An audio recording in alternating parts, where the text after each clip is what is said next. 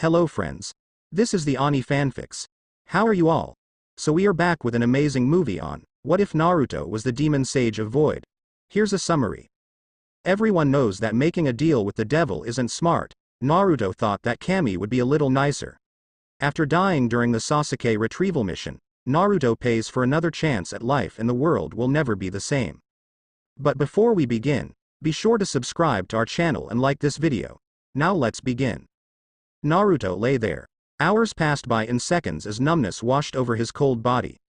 Tears, flowing down his face, mixed with the blood surrounding him. A single word, trapped in a veil of silence, escaped his lips as he felt the light leave his eyes. Why? Naruto mouthed as the world drifted away and he fell into the darkness.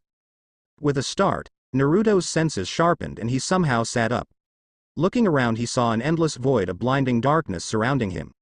The only object in the vicinity was a humanoid with undistinguishable features that beckoned for him to approach it. Are you prepared to die? It asked him in a grave voice as he approached it. What do you mean? Naruto demanded. Are you ready to give up on your friends and give in to death? It repeated. Its crossed arms unfolded as he stood almost directly in front of it. Looking into the thing's eyes, Naruto replied, I can't. Dying is not an option yet. I still have to save Sasuke and become Hokage. I can't die until then. Believe it. Naruto slipped into a stance, prepared to fight this thing if it meant returning to his friends. Well, I guess you don't want to know that you were, in fact, currently milliseconds from being truly dead then had I not brought you here. But, I am perfectly fine. Naruto replied, while looking down at his chest and rubbing it. Although he saw no apparent wound, it still ached a little bit. The figure placed a hand on his shoulder. I brought you into a rip in space-time. A place removed from the universe. Here there is no pain so you have no wounds, but as soon as you return to your world you will die. Who exactly are you? Naruto asked. Hanging around Ero-sensei had given him a high respect for the arts of space-time like Fuian Jutsu. The closest thing that you would understand is basically, well, you could say I am the cage of all human works. I am the god of each one and you as well, but you may call me first. Nani? You're Kami-sama. Naruto exclaimed while backpedaling away from his touch. Yes, I am. First said with a grin. Do you wish to live in your world once more? Do you wish to live once we stop talking? Naruto looked at first and started nodding his head. I have to. The price is steep, can you really pay it? Name it. In exchange for your life, 3 conditions will be set. You will lose your humanity. You will conquer all the lands. And you will follow my orders while alive. Your soul will be bound and watched by friend to provide future instructions. If you agree to these then your life will be returned and you will be allowed to accomplish your 2 life goals, becoming a cage and saving Sasuke's soul. Setting his mouth into a line, he thought over the price he would pay, and he gave his answer. Naruto awoke with a start. Sitting up abruptly, he screamed as phantom pain ripped through his mental body. Drawing a ragged breath and clenching his teeth he looked down at his chest. Seeing no hole, the pain began to subside. He then noticed his surroundings and the familiarity of the dark corridor his was in. That fox bastard. What does he want right now? I have to get Sasuke, he thought to himself as he jumped up and shot down the sewers towards the Kyuubi's prison. Along the way he contemplated how he was still alive. He stabbed me through my heart and my lungs. How am I still alive? He thought, bewildered at his own survival. Wait. Was that deal with Kami real? I thought it was just a dream. Getting slightly panicked now, he sprinted into high gear. In about 15 seconds he arrived at the large room that should hold the Kyuubi, but the cage was gone. No bars, no seal, and, worst of all, no fox. Surprised are we? Asked a deep rasping voice from behind. Looking behind himself, Naruto gasped at what he saw. The fox's 9 tails lay limp beside their owner. His fur was turning gray at a rapid pace. Already, he had lost 3 tails and a leg to it. What? How are you out of the seal? How indeed? The fox replied, we were dying, Naruto. You received 2 mortal wounds and a paralyzed body from the neck down due to that Uchiha's Chidori. The fox growled menacingly. Then that damn seal of the Yondaimes started to break down our chakras. It disintegrated a little after it began. Right now your body is dead, Naruto. Nothing is going to change that. He took a break to see what the child is thinking on the matter. I'm dead. stated Naruto. I can't be dead, Kami said he would save me. As the situation settled in, his fists clenched in anger he shouted. I can't be dead. Not yet. There is so much I need to do. Sasuke, becoming Hokage, Sakura-chan. So many things, and you say I'm dead. He didn't lie, did he? Softer. Almost like he was crying, he added. I made a promise. If this is true, then I broke my promise. The only thing she ever asked of me. Eyes watering, he sat down in the sewers and grasped his knees. So what happens now, furball? Do I just sit here and take it? He asked with a listless voice and hollowed eyes. The Kyuubi looked upon the boy who he had earned a grudging respect for. Reaching over with one of his good tails, he hugged the boy and wiped his eyes. I said your body is dead, Kit. Not you. He spoke softly. Naruto looked at the fox like he was an idiot. Are you serious? There is no way I am alive if my body isn't. That is not the way death works. Kit, before I was sealed, was I living inside of a piece of flesh like you did? He asked. No? Naruto replied. I didn't think so. With a sad smile on his face, Kyuubi looked into Naruto's eyes. We aren't going to die, Kit. I am. But you're immortal. The Biju can't be killed. If you could just die like that, I would never have had you sealed in me. The damn villagers would have had no reason at all to have hurt me. Naruto shouted while batting away the tip of Kyuubi's, now stone, tail. The shadow of his hair hid his eyes as he stood. Kyuubi, tell me what is going on here. Right now. At this moment, the Kyuubi's fur had changed to being almost all gray, only his head and right paws were untouched. Please, don't call me by that title anymore, it doesn't apply to me now. My name is Kurama. What do you mean, Q Kurama? You're not the Nine Tails anymore. That's right, Kit. The reward of my death is yours to reap. You're not a human anymore, but don't worry about it too much. You'll love being a demon. With that, Kyuubi's body had turned into stone. His statue then shattered as a bright explosion of red blew out from it, seeping through Naruto's pores and entering his chakra coils, where it quickly corrupted every cell of his body on an atomic level. This is the pain of losing one's humanity, huh? Thought Naruto as a scream ripped through his body and he blacked out again. Naruto woke softly as his ninja senses kicked in and he felt an entity near him. Opening his eyes, he saw a figure that seemed to be a genjutsu. It kept changing, but one thing remained the same, his ruby red eyes. HMMN. Are you finally awake? You sure took long enough. Naruto looked down at himself and noticed he looked very different. His body kept a humanoid shape, but the 9 tails of bone and his bony exoskeleton kind of ruined the look of normalcy. Not to mention, of course, the large hole in his chest. His sharp fangs and glowing eyes could also complicate things, regardless of the mask hiding them. Who are you? Is this permanent, and why can't I see you clearly? He said as he contemplated the price he recently had paid and wondering what losing his humanity meant for him. Being a Jinchuriki is bad. Being a demon is worse. What will the villagers think of me? Wow. You worry about others' opinions, why too much, man. But anyways, I am your friend from First. I will be in charge of both your planning and training to make you strong as First needs you. I am so glad you're a demon now. You'll withstand all my training and experiments and anything I need you to do. This will be an interesting time for us, but while you can revert, when we train you won't get to. It's for science. Friend then bowed over him to look in his eyes. And I won't have to hold back because you can't die anymore, _. And, the reason I look weird is because I am currently inside of you. You are seeing a shoddy representation of me as a hallucination. I am supposed to stay in here so no one thinks that the fox is missing. What did I sign up for? Naruto groaned inwardly. And if I refuse? Hypothetically, of course. I kill you. Sakura dies. The leaf burns. And, Sasuke burns in hell, unsaved for all eternity. Unacceptable. You can't do that. Then just don't make me. The first thing you need to do is get up and find the Kagaya. We need him now. Alright, but why do we need him? Isn't he dead? Also, are all of our friends okay? I need to help them. Just as Naruto started to run, friend spoke up. They are fine. Also, stop talking out loud. It will draw attention later. Just give me your thoughts when you need me. I'll be listening. And you will see what we need the body for when we get there. Naruto nodded and leapt up from the shore, unaware of the red eyes watching him as he ran up the cliff face of the Valley of the End. Naruto arrived at the Bone Forest 4 minutes later, ready to complete this task so he could check on his friends. Looking around, he spotted a body lying in a ring of dirt and leapt to it. After flipping it, he confirmed who it was. What do I do with him now, friend? Peef, that's simple. You eat him. You are literally using pure chakra to move your body right now. If you eat him, you will have the nutrients necessary to fix your body. Naruto sat there for about 3 minutes trying to process what he just heard friend say. But strangely, he could feel it. Deep down he felt a tug, his body hunched itself over the Kagaya, Kimimaro, his jaw unhinged as he leapt forward. He was repulsed by the taste at first when he bit into his body, but soon his now ravenous hunger squashed it down as the blood ran down the crevices in his skin. After 3 minutes all was gone, even his bones. What now? Where do we go from here?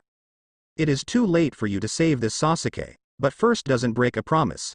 We are going back to your past, Naruto, get ready. In a flash of light, they disappeared as their world unraveled only to reconstruct itself on the day after the Kyuubi attack. Sarutobi-sama, yelled a large man who leapt through the window with surprising grace for such a tall man. Hiruzen Sarutobi turned around to see the Anbu commander approaching.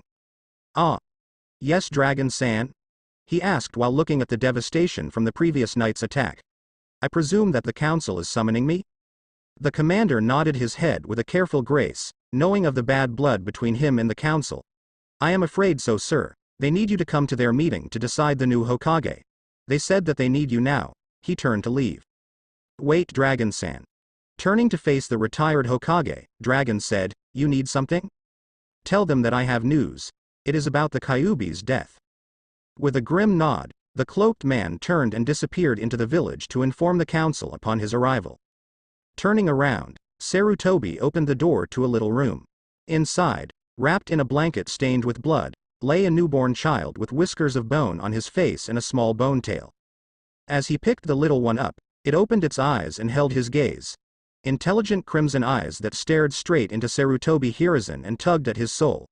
Placing a slight genjutsu on the child, he disappeared in a shunshin. The council will have to be reined in on this one, he thought to himself as he put on the mask of his younger self. He was ready to show the council just why he is known as the god of shinobi if they dared to disobey him on this. A 6-year-old Naruto was kicked out of a store once again, bleeding from the kick to his mouth.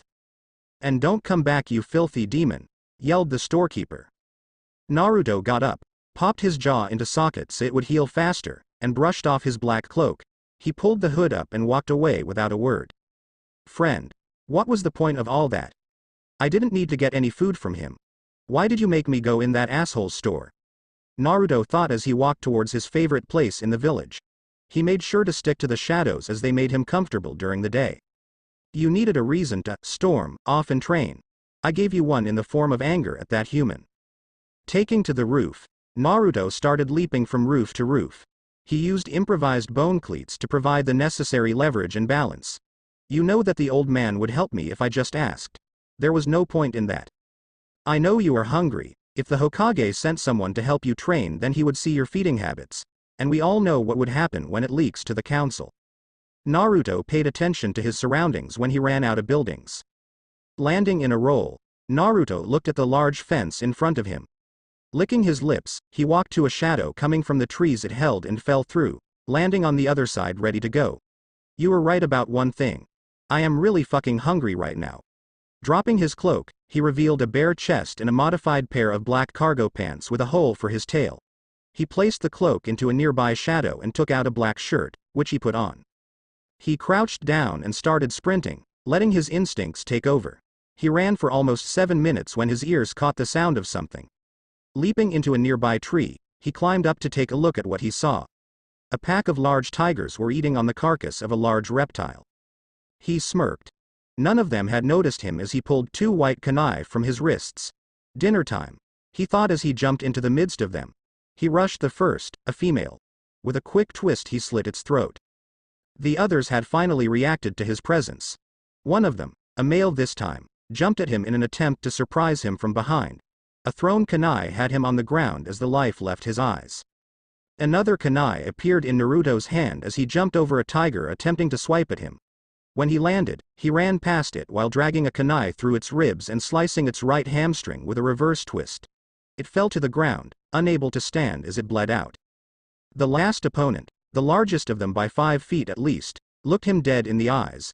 Its eyes flickered towards a shadow at the edge of the treeline as if hoping to hide something. Naruto looked towards the spot before he was forced to dodge a mauling attack. Friend, was that a cub? I believe so. What are you going to do with it? Naruto pondered this as he sliced off a paw, but the tiger's roaring pain drowned out his thoughts. Deciding to kill the damn thing, he jumped on its back and sliced between its vertebrae, essentially cutting the spinal cord. He watched as the dead bodies started sinking into their shadows. Looking back at the cub, he saw it struggling to get away. Walking towards it, he saw it was stuck in a patch of poison briar nestle. Naruto, you know what you need to do. I know, it's just, I don't enjoy killing the young. It wastes all their potential. Reaching up, he pulled out a white tonto from his shoulder. Shish, lil one. I'll make it all better. Petting its head, he hummed a lullaby. It slowly calmed down and even purred until it fell asleep. Naruto raised his sword and dropped it on its neck in a swift, decisive blow, severing its head in a single strike as its blood painted the trees and its remains sank into the shadows. He sat on his knees and reached into his shadow. Feeling what he needed, he grabbed the leg and ripped it off. He then softly hummed as he began to eat. Friend, why am I always so hungry? There are many reasons for that, but the important one is your age. Your young body is incapable of sustaining itself on pure chakra because it is still growing. But since you aren't human, your growth is different. Your body converts all undesirable mass into chakra. But it only keeps a small amount of what you eat for growth. It takes 1.5 tons of mortal muscle to give you 3 pounds of demonic muscle. There are many ratios for different parts of your body, but there is a reason I had you eat the human kimimaro. Your body will assimilate only what is useful. While it does include bloodlines, you have to be careful or your body could lose stability. Understand? Naruto nodded his head slowly as he took in the information. So, is there anything else? Humans, specifically ninja, are the closest to demons. Their bodies are 10 times stronger than any other mortals, so it takes 10 times less to grow off of them, but since you refuse to just hunt for them in other villages, you are always hungry.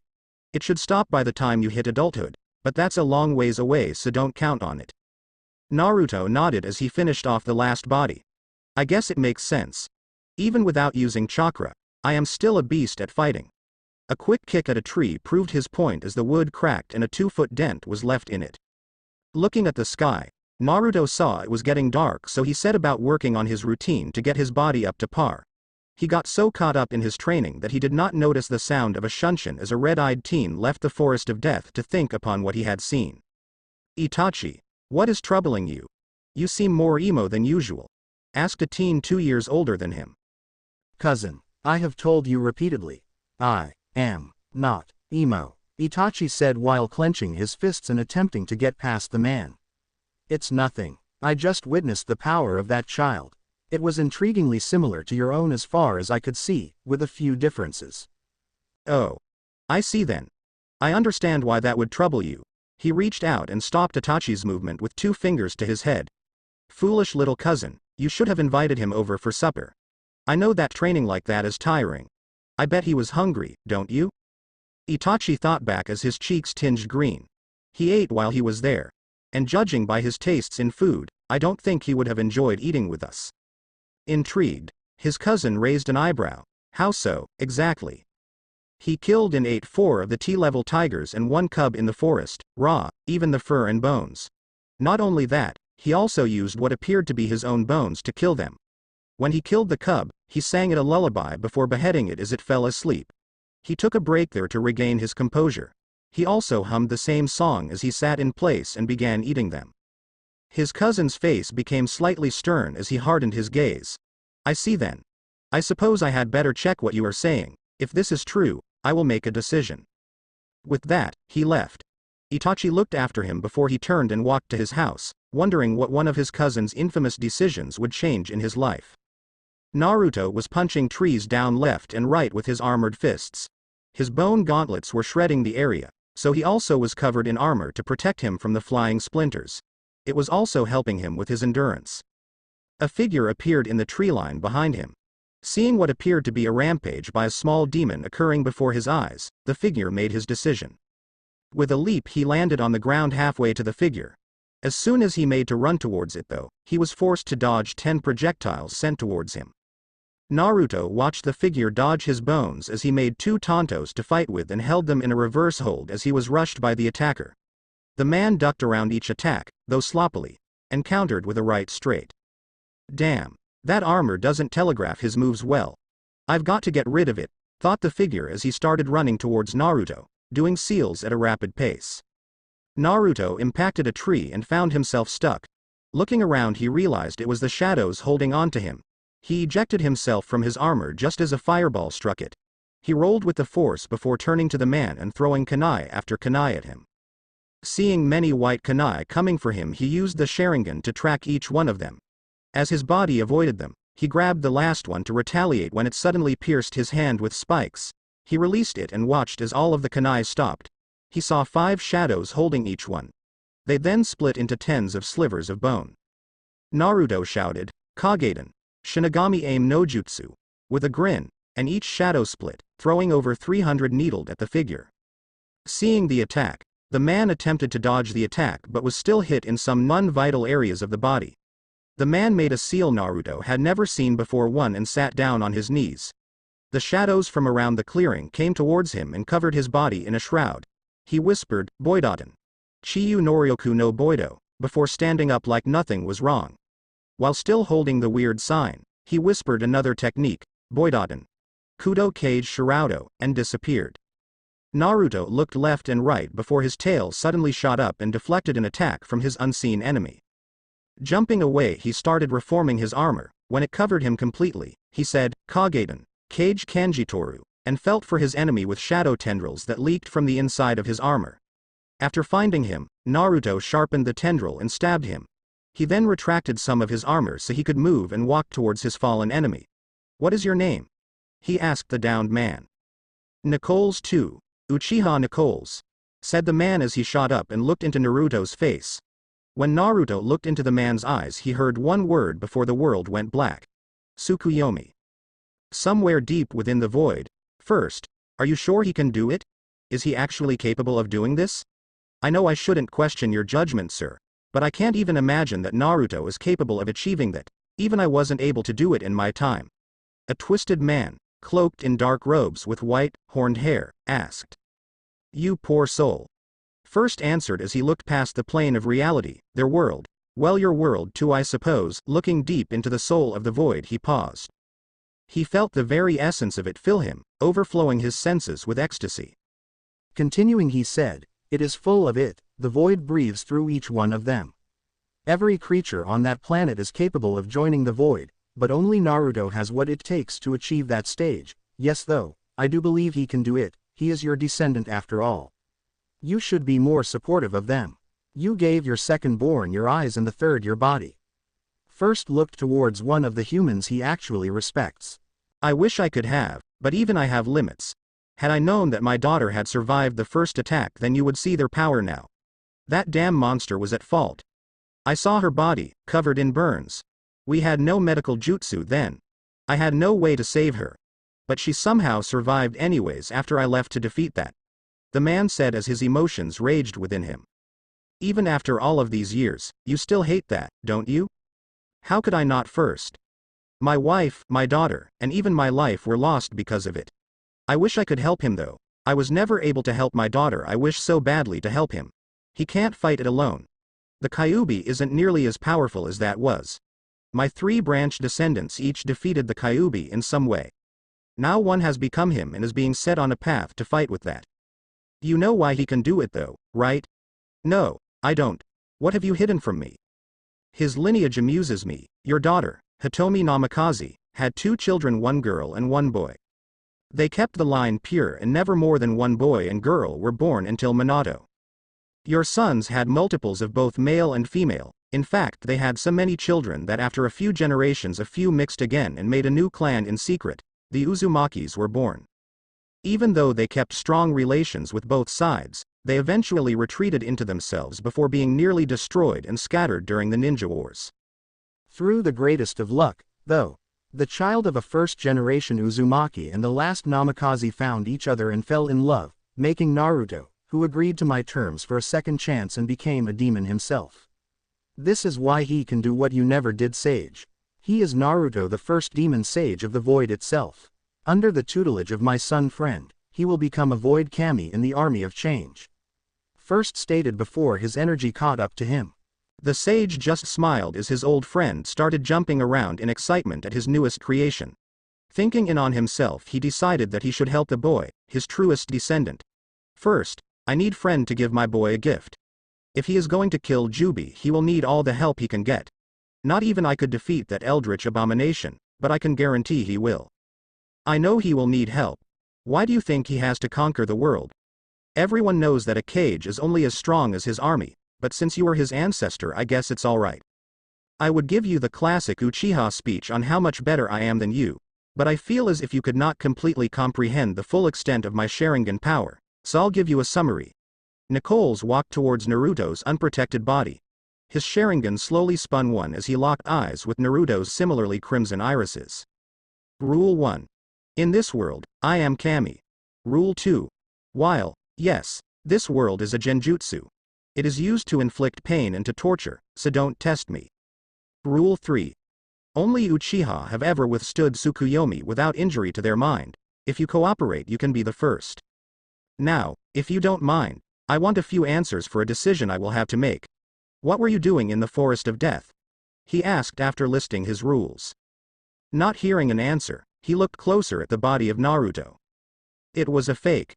Nichols turned around and dodged to the side as the blackened earth rose up and speared towards him. Enhancing his senses, he could feel the whole world. A tremor shook the world as he felt two life forces, other than him, moving through it freely. Interesting. This boy already has a connection this strong with the fox. I wonder how deep it runs. Thought Nichols as he floated into the air. Looking down at the boy, he saw an indistinguishably featured man walking alongside him and flew to check it out. Friend. It's nice to see you around here. I thought I was done for when I looked into his eyes. Thanks for saving me, said Naruto as he grinned slightly larger than anatomically possible. You are welcome, Naruto, but don't think that this is a free ride. You will have to make a choice soon on whether you should go full out on this guy. I am not so sure he is all that bad. He did basically say if I answered his questions he wouldn't hurt me, Naruto stated as he watched a figure flying through the blood-red sky towards them.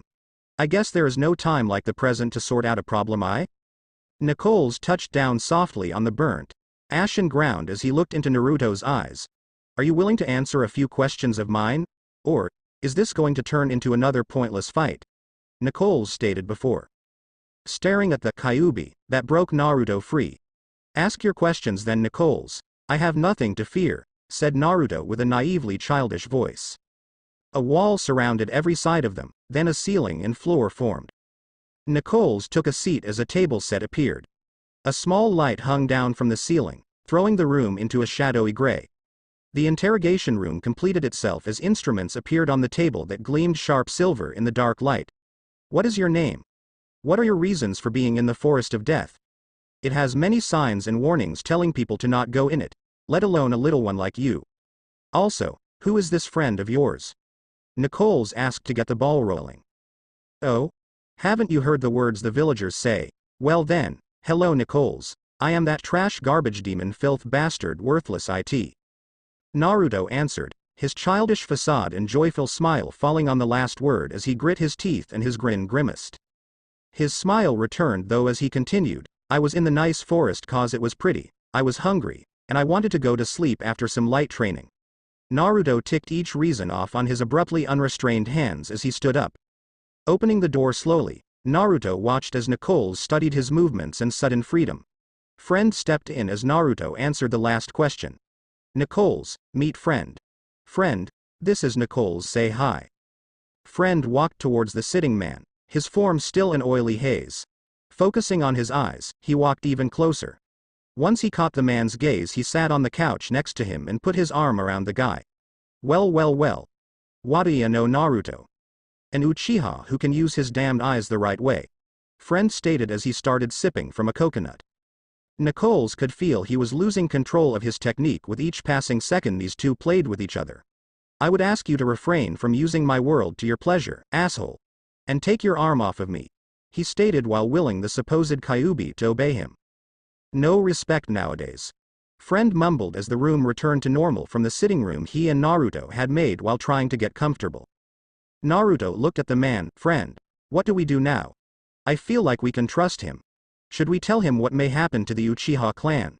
Sasuke said it happened when he was 9. We need to save some of them if we can't beat Itachi at that time. Before Friend could answer him, Nicole's interrupted them. What exactly is going to happen to the Uchihas? Seeing the shocked face of Naruto, he added.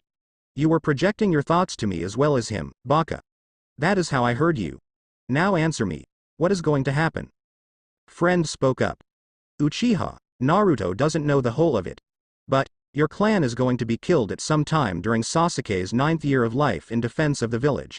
The perpetrator will be as one Uchiha Itachi. He allows Sasuke to live in hope that he would restore the honor of their traitorous clan. I hope you understand my need for proof, correct? Asked Nicoles as he contemplated the possibilities of his clan committing treason on such a large scale. I don't doubt that my idiotic uncle would follow such a flawed ideal. Well, he has been quite secretive lately. Leaving the village at night may have something to do with it. HMMN. I'll believe them for now. There is proof. This is night of the first meeting. Friend said, go to your uncle's council room and you will see the truth now. Some in your clan will plan a coup d'état. I suggest you land on the right side of it. With those words, Friend grabbed Naruto and sank through the ground and into the void completely.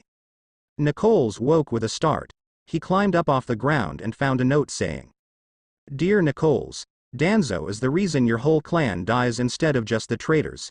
If you wish, you can join us in our plans to save them and maybe, just maybe we could find a way to save Itachi and the good of the Uchiha clan.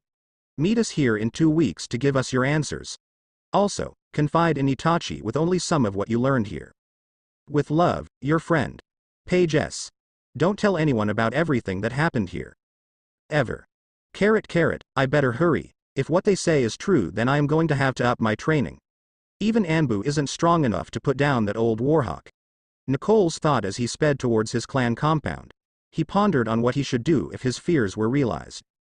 About 3 minutes after he left, Naruto stepped out of a shadow and looked at Friend. I wish you would tell me things sooner. He thought as a tick mark formed on his brow. When are we going to secure Sasuke's loyalty? When we receive Nicole's word on the coup d'état, we will decide. But I think first contact is up to you, Naruto. He is your target. I, though, want to know. When will we set up your spy network in the other nations? I actually have an idea about that, but it depends on Nicole's answer. If his answer is wrong, then I'll just use the I need a break from dumb villagers idea and get lost on the road of life somewhere. Naruto answered as an unmasked pervert sneezed on his priceless book, in a house somewhere in the Anbu complex. Alright then. Remember the consequences of failure and don't force me to do something about them. I think it's time you learned more seals though. Retrieve the scroll in the 125th pocket of the void. It has a present of your family for you. Naruto's eyes doubled before he steeled himself and reached into his cloak. When he pulled out his hand, a scroll, thrice as large as the forbidden one Gigi keeps, was revealed. Archaic writing on the side read, if this scroll opens to your blood, voice, and presence, hello Naruto, I am your ancestor, Satsujin Shinka. Inside this scroll lies the heritage of my children and your bloodline Shinka Badapawa Dorobo. October 10, 1370 NE 6 years after the Kyuubi attack. Over the past 2 weeks, many things have happened in the village of the Hidden Leaves. Guy added 2 wins and 1 loss to his count. Anko learned a new torture method involving nipple clamps and feathers. Hitaki Kakashi actually showed up on time for a mission briefing. And most importantly, Nicoles made his decision on the offer of Naruto and Friend. After Nicoles left the clearing, he snuck into the building that Fugaku used as his office, council room.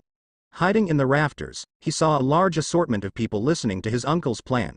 The one dominant feature in them all, though, was their spinning Sharingan. It was as if they wanted to never forget this night, the night that they started for war. He heard the plan. Each Uchiha would do anything possible to get stronger. They even decided to stop relying on their Sharingan alone in combat and actually train their bodies.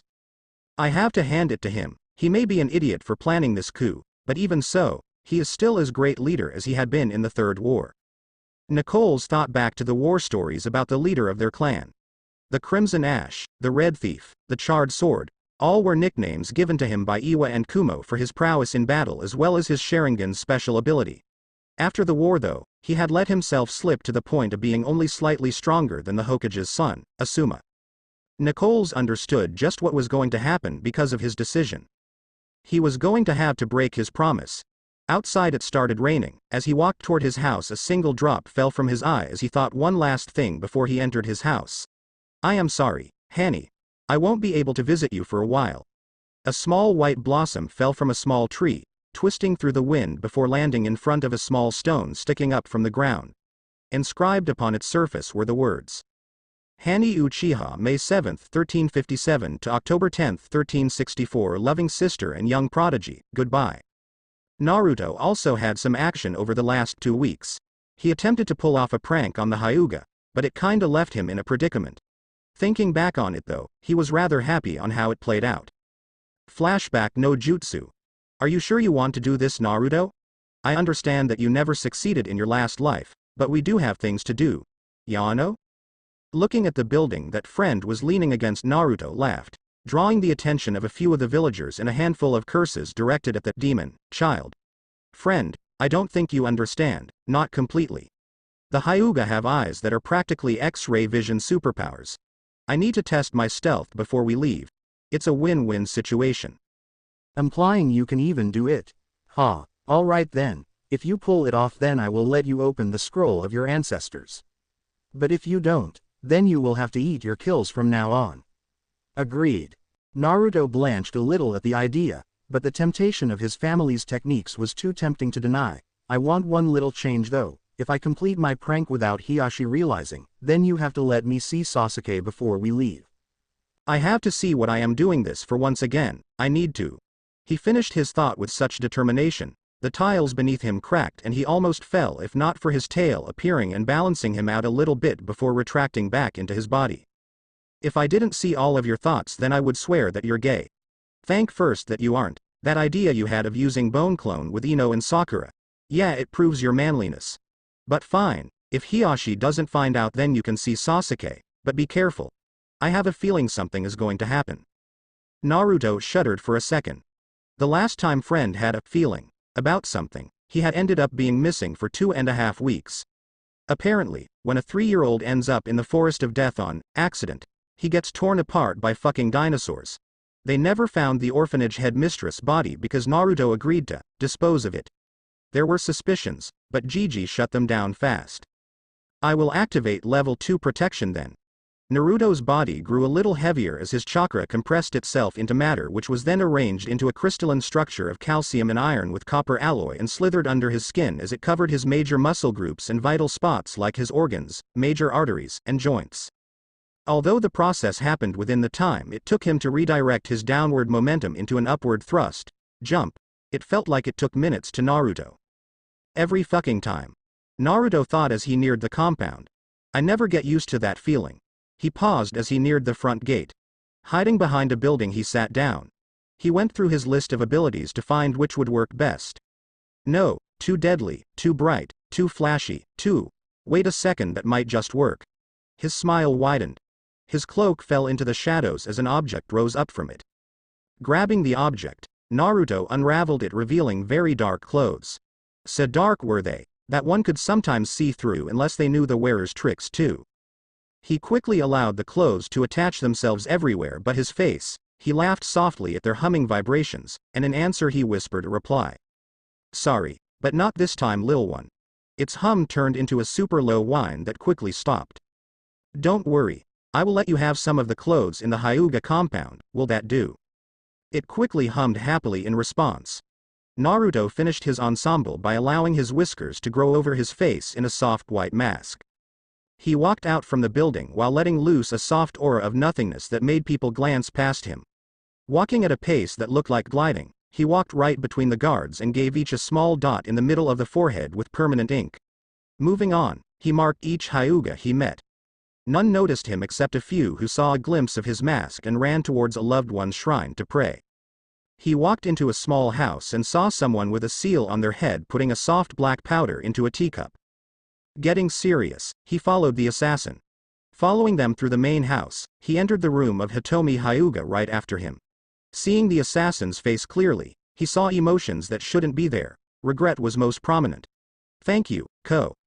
I appreciate your help. I would have made my own, but the baby has been really restless today. A beautiful and greatly pregnant Hitomi stated. It was my small pause. Strained, pleasure to help you. He quickly left. As Hitomi reached for the tea, Naruto grabbed her hand. She gasped and activated her Byakugan. Gasping once more, she saw what appeared to be a ghost staying her hand.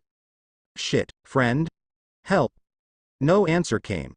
Regaining her composure, Hitomi queried of the ghost. Why have you stopped me? I do not understand why you are here, Ghost-san. Naruto used his mind and came up with an idea. UNH, he said while miming a drinking motion. He then fell to his knees while grasping his throat to symbolize death. He then stood back up and pointed at the cup.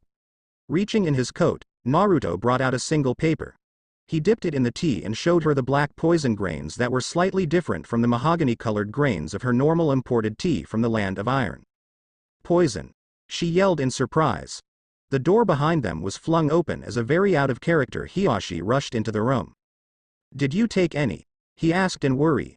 No, a ghost. She stopped as Naruto had already left in the confusion. A ghost? Hiyashi asked. Yes dear, a ghost. With a see-through black body and a white non-face. It stopped my hand before showing me the poison with this paper. She finished while she started breathing heavy. Also honey, I think my water just broke. Okay, oh. Back with Naruto. Having marked almost every Hyuga except one, Naruto looked high and low for her when he heard a muffled scream and a thump.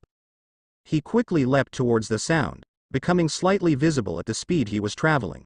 He saw a figure leap right through the guard patrols and he followed. He couldn't keep up with the figure's Junin plus speed, so he deconverted his second-level armor and started catching up. After 18 minutes or so, the man stopped in a large park next to an apparently empty playground. Naruto didn't hesitate as he followed. The figure turned and dropped a bag that twitched a little bit and whimpered. Come out now, I heard you following me. Naruto jumped down and stood in front of the man while activating level 3 armor and moving his cloak to act as a cape of sorts. My pursuer is just a kid, thought the Kumo nin. That shadow trick means Nara, but the hair is Yamanaka. Continuing, he thought, maybe he is a special agent for their Anbu Corps. He is wearing a mask. Although, he looks like a research and development experiment, with those armor plates coming out of his skin. A kid like you stands no chance against me, leave now or forfeit your life. Quote. Hey friend, can I scare him away? Or do I have to kill him? Do what you think is the best in this situation, Naruto. I am not your babysitter. I am your teacher, but I do not answer the tests for you. If the man does not give up though, kill him. Naruto tilted his head to the side. The mask then cracked open around his mouth in a fashion that looked like fangs. I do believe that you have stolen my charge. I don't like it when people steal from me. He then pulled a spike of bone from his wrist that changed into a small scythe. He then allowed his tail to fully exit his body 3.5 feet as he progressed to level 4 armor. Did you not know that I am a guardian of this village? I am a very special guardian indeed. And I enjoy taking care of the children most of all. 12 shadows started dancing behind him before entering his ribcage and pulling out a sword each. He slowly walked towards the genuinely freaked out Kumo nin. If you just surrender now, I won't drag your soul into the void to pay for your crimes. He said as his cloak returned, allowing the nin to see through him once more. The nin slammed his hands together while shouting, Kai. Nothing happened. Naruto still walked at his slow pace. His response was turning his head to the side, and allowing the nin to see his red eyes. I am sorry, but did you seriously believe that this is a genjutsu? Fool. The nin then drew a sword from his back as he rushed Naruto, who dropped the extra swords and blocked with his shielded arm while lashing out with his scythe. The Kumo nin dodged the kunai and attacked once more with a left to right diagonal slash. Naruto jumped back and blocked a follow-up attack before calling out in pain. Ha, even a ghost can bleed. The man taunted before charging his blade with lightning again and cutting Naruto's mask in half and plunging his sword down his chest. Turning around, he felt a small drain on his chakra as a loud buzz filled his ears.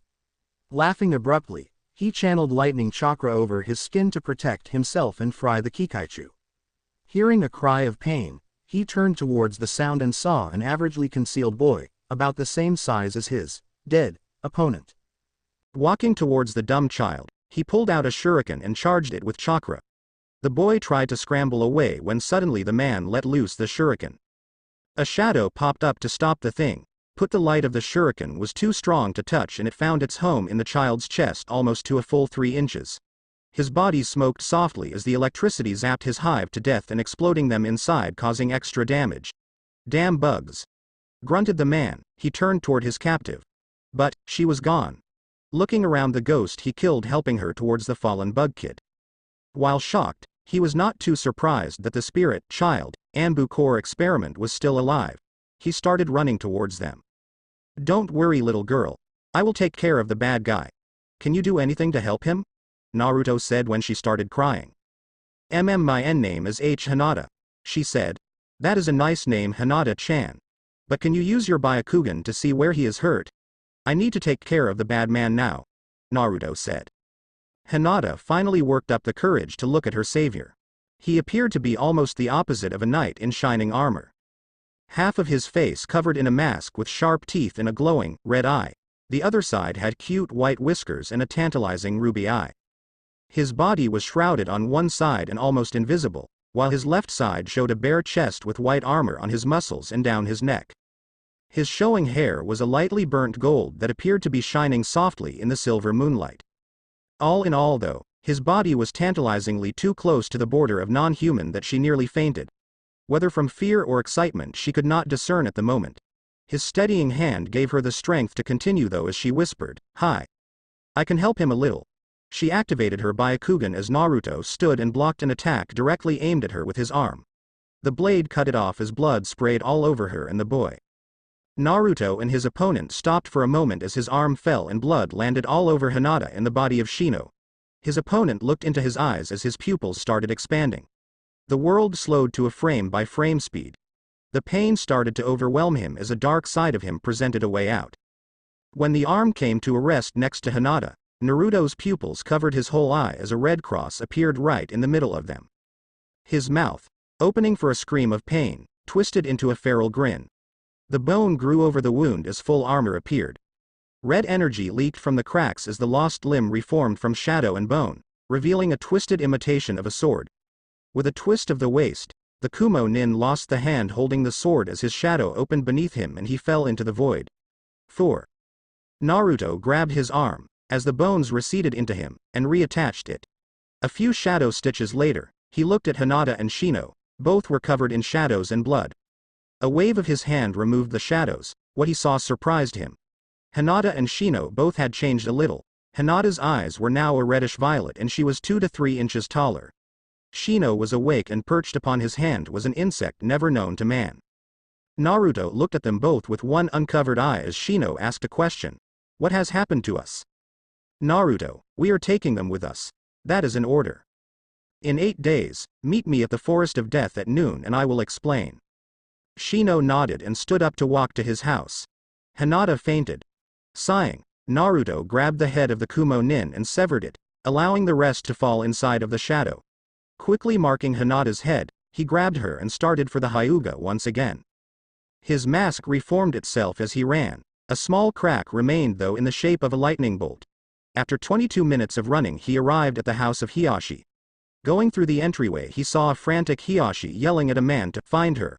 Assuming that he meant Hinata, he touched the man's shoulder, and received a juken to the chest for the trouble. Hiyashi though, after seeing who he was carrying, said, Ghost-san, where has my daughter been? Naruto mimed picking up something before he pulled out the head of the Kumo Junin and showing it to Hiyashi alongside the headband. Those bastards. Unish. Naruto said while shaking his head. He showed the man's head once more before dropping it in the shadows. How can I just let it go? Exclaimed Hiyashi. What if they try again? Naruto wrote on a paper with his pen. I can make her stronger than them. Will you let me? No face. How long? Why? For 4 years tops. I will train her because of this. Opening her eye, he showed Hiyashi the change in her eyes. Hiyashi reluctantly nodded his head before saying, When will you leave? 8 days. Okay. She will come with all the knowledge of our Juken with her, please have her learn it. Naruto nodded and then sank into his shadow, taking the head with him as he marked Hiyashi. He reappeared from the shadow of Shino as he encountered his father. Son. Why can we hear you so clearly? It feels like you are a hive. I interfered in a fight and it almost got me killed. The stuff that revived me though, it has changed me father. Shino replied as a weird bug came out of his skin. It changed my hive even more. I can feel each one as if we were the same. I feel powerful, but different. In 8 days, I plan to train. I know not how long I will be gone. Is this acceptable? Be my son when you return. At that, Naruto had left once more and returned to his house, deep within the forest of death. End flashback no jutsu. Now he sat here, looking over the 4 people gathered here. Itachi Uchiha, Nicole Uchiha, Shino Aburame, and Hinata Hyuga. I liked this, Naruto. You are looking at the beginning of your army that you are going to use to save the world. Through conquering it? There is a word I would choose instead. You're not conquering the world, you are liberating it. You are the perfect descendant of the sage. You have to bring peace to the world. If your opposers are murdered in the process, I can't believe it though. Are you talking about our bet? I know it was pretty hard to believe the outcome, but it happened. You were seen, but you completed your mission. Also, it was you who alerted Hiyashi of your presence. I still want to see Sasuke. See him when we return. Fine. But do I still have to eat the bodies? Naruto whined. Do you want to reach adulthood? Fine. Hey, your guests are getting restless. Naruto, I came to hear your plan. Itachi wanted to hear it as well. Also, why are these 2 twerps here? Nicole said while pointing towards a bristling Hinata and Shino. Nick, I am going to save the Uchiha who are good and kill those who are evil. To do this, Itachi will have to act like he is completely with the traitors. He will get close to them, and eventually we will murder them. I have a bone technique that is capable of replicating flesh and blood clones. When we commit the murders we will also kill clones of the good Uchiha in the clan and I will move them to a safe spot. Sasuke will have to stay in the village, but before that, I will return with Hinata and Shino to offer friendship while Nick keeps him busy with training. And Itachi, when Sasuke confronts you say, no action occurs without an equal reason. This will make him focus on the truth instead of revenge. Any questions? Shino spoke up. Where are we heading? Naruto smirked as he answered, well, we want to get strong. Right? Nods all around. Then we will be going to the one place where a lot of death and strength will be overlooked. We are going to join the resistance of the Hidden Mist Village. The youngest members of Naruto's army were getting run ragged from the ceaseless pace he and Nick were going at. While they never went really fast, they made great distance through time management. Over the past 2 days, they had covered 57 miles of terrain. They were currently about 3 miles over the border of Fire Country and inside a lush border country called the Land of Waterfalls. Hinata was staring and murmuring words like, pretty, and, beautiful, at the scenery. Shino was rubbing his temples every other moment. His hive was louder than ever before and he had felt them burrowing deeper in his body since they had changed. Seeing the look on Shino's face, Naruto called for them to stop. Nick spoke up. What are we stopping for? Lunch isn't for 2 more hours. Naruto approached Shino while responding. Something is wrong with him. Shino, what is going on? You keep rubbing your temple in pain. Ever since my hive changed, they have been louder and started digging more tunnels through me for the hive. It is a slightly painful process. Shino stated before a sudden spike of pain hit him and he fell to his knees. Quickly grabbing him, Naruto laid him on his back. Shino's body started convulsing and he grabbed at his stomach, blood started to spread across his jacket. Naruto quickly ripped it open and cut open his mesh undershirt off with a bone. Underneath was a body littered with large pores and a huge one where his belly button would be. Looking inside of it, Naruto could see almost 20 thumb-size albino, silver bugs, with scorpion tails that had hexagonally patterned bat wings, a horn, red compound eyes, 10 legs with multi-sectioned bodies that were heavily armored, a spinneret, and large pincers, doing something to his body that left a black exoskeleton-ish residue behind. 1. What's happening? Hinata screamed as she jumped back upon seeing him. Nick just kinda looked on while replying, looks like a part of his family bloodline with bugs, but highly advanced. Naruto started freaking out as more started to come out, spreading silk over Shino's skin. He was about to kill one when Shino's hand stopped him. In a rasping voice he said, "Please, leave them be, I think they aren't trying to hurt me. Their voices, they all sound so respectful when they talk to me and so young as well. I think they are trying to help me. They keep apologizing for the pain and are actively suppressing their draw on my chakra. Just let it happen." Naruto nods as the bugs start removing the rest of his clothing. Shino then sat up and hugged his knees as his bugs started layering his body in soft black silk which hardened on contact with his chakra. With most of his body covered, he suddenly got very tired as they removed his glasses. Just before he falls asleep, Naruto caught a glimpse of his slitted green eyes and black sclera. 2. Naruto picked up the chrysalis that Shino was inside of and said, "Nick, grab Hinata, we need to get somewhere safe." Nick grabbed the back of Hinata's shirt and threw her over his shoulder as he said, "Follow me," and also dropped Shino into the void. "We can get him out once we are safe." Naruto did so and they set off at a fast pace towards Nicole's intended destination. After about 2 hours top speed, Nick stopped and Naruto almost hit him, instead making a jump right into the wall of a cliff. Nick laughed at him while 5 blurs burst out from the foliage. Acting out of concern for his comrades, Naruto shot a kunai from his wrist. The lead ninja of the group smirked as his arm flashed forward and knocked it down into the ground as he said, "Hello again, Nick. Aren't those two a little young to be out here? The boy there has a decent arm to go with his nice bloodline there. Say, they aren't your genin, are they? Unless of course they lowered the minimum age again like they did for you. And here I thought 10 was too young for a piece-made genin, but it's none of my business I guess. Anyways, the falling water flies on the winds of Courage. The secret forest burns with determined flames. Nick answered. When Corrigo US water meets hidden fire. The nin continued. The forest sleeps and grows again. Nick finished. Alright then, now that the formalities are all over, you should follow me and keep your genin near. We have been having many high-level gang wars between prominent members of the Undercity. But seriously Nick, why are you dragging around those little tykes? A large gap appeared in a nearby waterfall revealing a tunnel that the group sped towards. Thanks Micah, it is nice to see you still care about us little ones you old man. As it turns out, at least 3 children out of 4 have shown evidence of being cursed since the 9 tails attacked. And as you know only 2 out of 3 children survive the mutations. The 3 children I have now are part of the 1 out of 10 guaranteed evolutions that result from the surviving mutated. There is an Aburame boy who recently was hit by the evolutionary part of it. The girl is actually a Hyuga and the boy is an Uzumaki who has awakened a new bloodline here in Konoha. I don't think he has chosen to name it yet. Bu.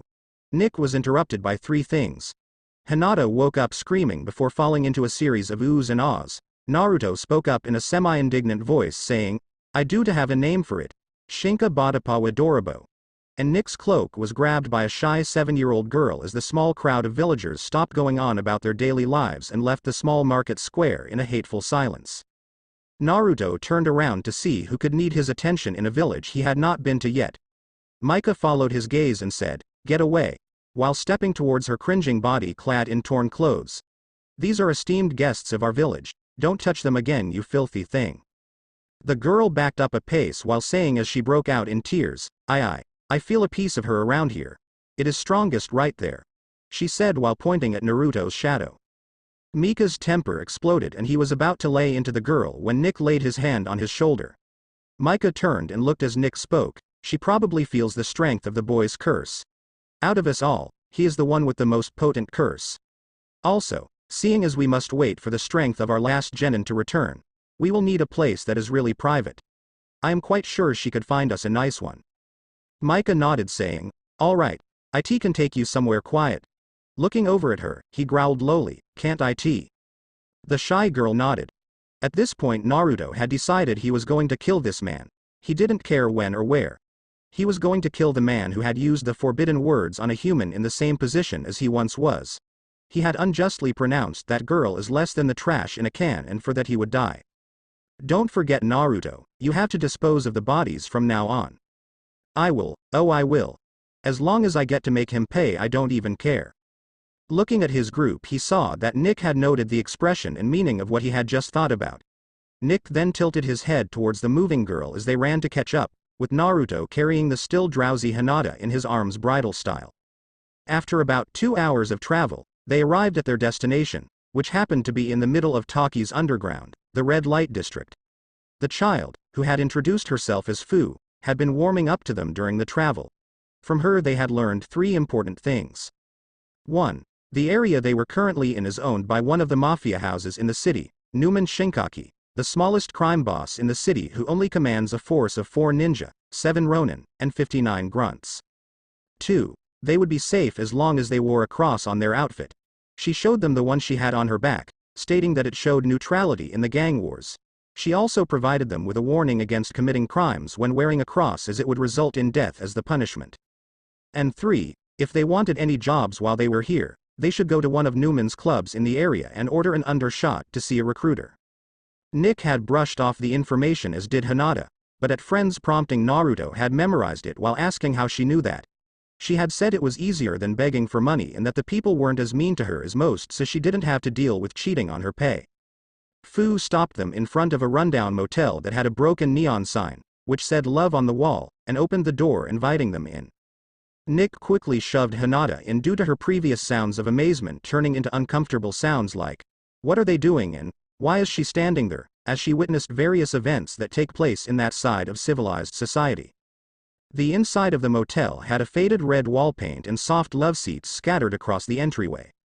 The second story had a balcony rail that looked greatly worn and the floors were covered in a dirty, yet still beautiful, white carpet. Fu spoke up. "My room is that one," pointing at a door with a golden engraving on it. "You guys are welcome to any of the other ones in this place except that way," she stated while pointing towards a corridor that had a makeshift wall of furniture. "It isn't ours, so don't go there." With a smile as they all nodded, she jumped off the desk she was standing on. Nick and Naruto started up a conversation as Hinata and Fu did the same. "Nick, I am a little anxious about Shino, can we check on him?" "Yeah. I would suggest you hurry up and run though. The girls just decided they should see what you were hiding under your cloak and hood." Naruto turned and saw the girl's eyes, gleaming with mischievousness. He started running and jumped on the wall, running to the second floor. The girls stopped chasing him after falling off the wall and instead started complaining to Nick about him telling Naruto their plans. "Hey friend, I think that it would be a great idea if I set up a group within every town and city dedicated to my cause. What do you think?" "I actually don't care. Your goal is to take over all of the lands. If it helps you and you can actually pull it off, then go on ahead and make your cult." Naruto had wandered around after reaching the upper floor. He had seen quite a few places that he didn't really think belonged in a pleasure house. "Seriously. Friend, I think that this place was less of a love hotel and more of a disguise for an illegal business," he thought as he looked in a room that was full of contraband, including drugs and illegal weapons, withholding the fact that there was unsavory merchandise for pleasure scattered around. "Damn kid. This is actually a bit of a surprise to me. It does give me an idea though. You want to build up a secret society group in every village, and now I believe you realize that there is one already." "I did notice it, but I don't want mine to be like that. I want it to be, I don't know, better. Nicer, I suppose is what I mean by that." Naruto then looked away from friend's figure as he opened another door that appeared completely empty except for a full-length mirror. "Well then make it nicer. I am officially giving you a task of bringing all the bosses and criminals in this city under your control before we leave. Trust me, this is a great idea. I guess it is better than some of my ideas, but I mainly wanted the people my age to join it as a revolution of the new generation." Naruto then opened the void and watched as the shadows danced in the pit. Feeling their calls start to affect his mind, he quickly forced Shino out while shutting it. "Maybe you can do both. If you bring the crime under control in this city, then I suppose you could easily bring the youth under control as well." "I suppose so. Alright. I will do it then." Naruto looked in the mirror across the room and then Shino's chrysalis thing. "Do you know anything about what is happening to him, friend?" "I think I do actually. Touch the shell real quickly. Don't do it long though." Naruto quickly tapped the shell. His chakra had moved. Surprised, he did it again. Slowly he touched his finger to it. A small red dot started spreading from his finger at an agonizingly slow pace. He quickly stopped when he felt a drain that could only equate to about a cage's worth. "What is going on, friend?" "As I thought, his bugs have multiplied from the small one that you first saw and have probably run out of living space in his small body. He said that they were making more room and I think that they have to change him to do so. They originated from that steel shuriken and the dead bodies of his previous hives Kakaichu. They are taking in chakra to keep him alive during the process and to make the materials they need to work with. Alright then. As long as he is okay, I guess it shouldn't matter much as long as it isn't dangerous. He thought as he sat down and opened a blank scroll and began writing. The Hokage was enjoying a late lunch outside the tower when a scroll landed upon his plate from a small black tear in the air. Nichols. The council informed me that you were off on a training trip with 2 cursed kids. I need to hurry up and get to the council meeting though. The damn elders are trying to declare Naruto a missing nin. Damn it. I also have to deal with the issue about the missing Cloud Ninja delegate. I wish I knew where he was right now. Opening the scroll, Sarutobi was taken aback by the disorganized handwriting. Hey Gigi. This is Naruto. I was in the tower waiting for your dumb secretary to let me in to see you when I saw this big scroll. I was all like WHOOAH, and I opened it. It was called UMMNO. It was called the Awesome Scroll of Amazingly Forbidden Great Techniques. And then I tried this one that looked real cool and ended up somewhere weird. I don't really know where we're, but there is this cool guy named Nichols who said he would take me on his training trip with these 2 really cool kids. One of them has bugs that he talks to and the other is a cute girl named Hinata who is really nice to me. I think she is my very first friend. Nick taught me this cool trick though and told me that I can send stuff to other people with it, so I sent you this letter. I don't know where we are headed for sure, but he said he will bring me back when he is done training us and himself. Also, I think that this is great. I bet you I will know hundreds of awesome ninja moves. When I get back, I am taking that hat, old man. From the next Hokage, Uzumaki Naruto. The Hokage clasped his hands and bowed his head in a prayer to God that Naruto had not been killed by a suicide technique in the scroll and that he is in the capable hands of Nichols. Hun, don't hear those very often. First said as he wiggled a pinky in his ear. HMMN, I guess he should receive a present for that. When the Hokage returned to the tower to join the council, his secretary rushed to him, Hokage-sama. Somehow all of the paperwork in the tower just disappeared. All that was left was a sticky note. She then handed it to a shocked Hiruzen. You are welcome. Thank you for the prayer. For your services and kindness I have given you a single afternoon without paperwork. Now go crush the council under your imperial thumb, Hokage. First Sama. Hiruzen's eyes caught fire as he burst through the doors of the council chamber and proceeded to teach them just what living in a ninja village meant for civilians. I hope Gigi gets that. Naruto thought as he walked towards the balcony outside the room. Jumping down, he saw the group eating takeout. He approached Nichols. I am getting a bit hungry, don't expect to see me before dark. Also Shino's chrysalis is starting to absorb chakra, so don't go upstairs, alright? Nick nodded. As Naruto turned around he heard the sound of a tracer clipping onto his cloak. He didn't bother mentioning it since he planned on telling them eventually. Fu noticed that he wore no cross as the door shut and said, Nick, he isn't wearing a cross, what if he gets attacked? Nick smiled a little. Don't worry. I don't think any of the thugs round here can really hurt him all that bad. He'll be fine. Naruto had discovered what lay in almost half of the city in the past 5 hours. He had also realized that he was in for a challenge if he wanted to learn anything or control the Undercity as a child, so he had long ago transformed into a 14-year-old version of himself. He also learned that his job would become really hard once he started. The reason being is just how many people were in that side of things.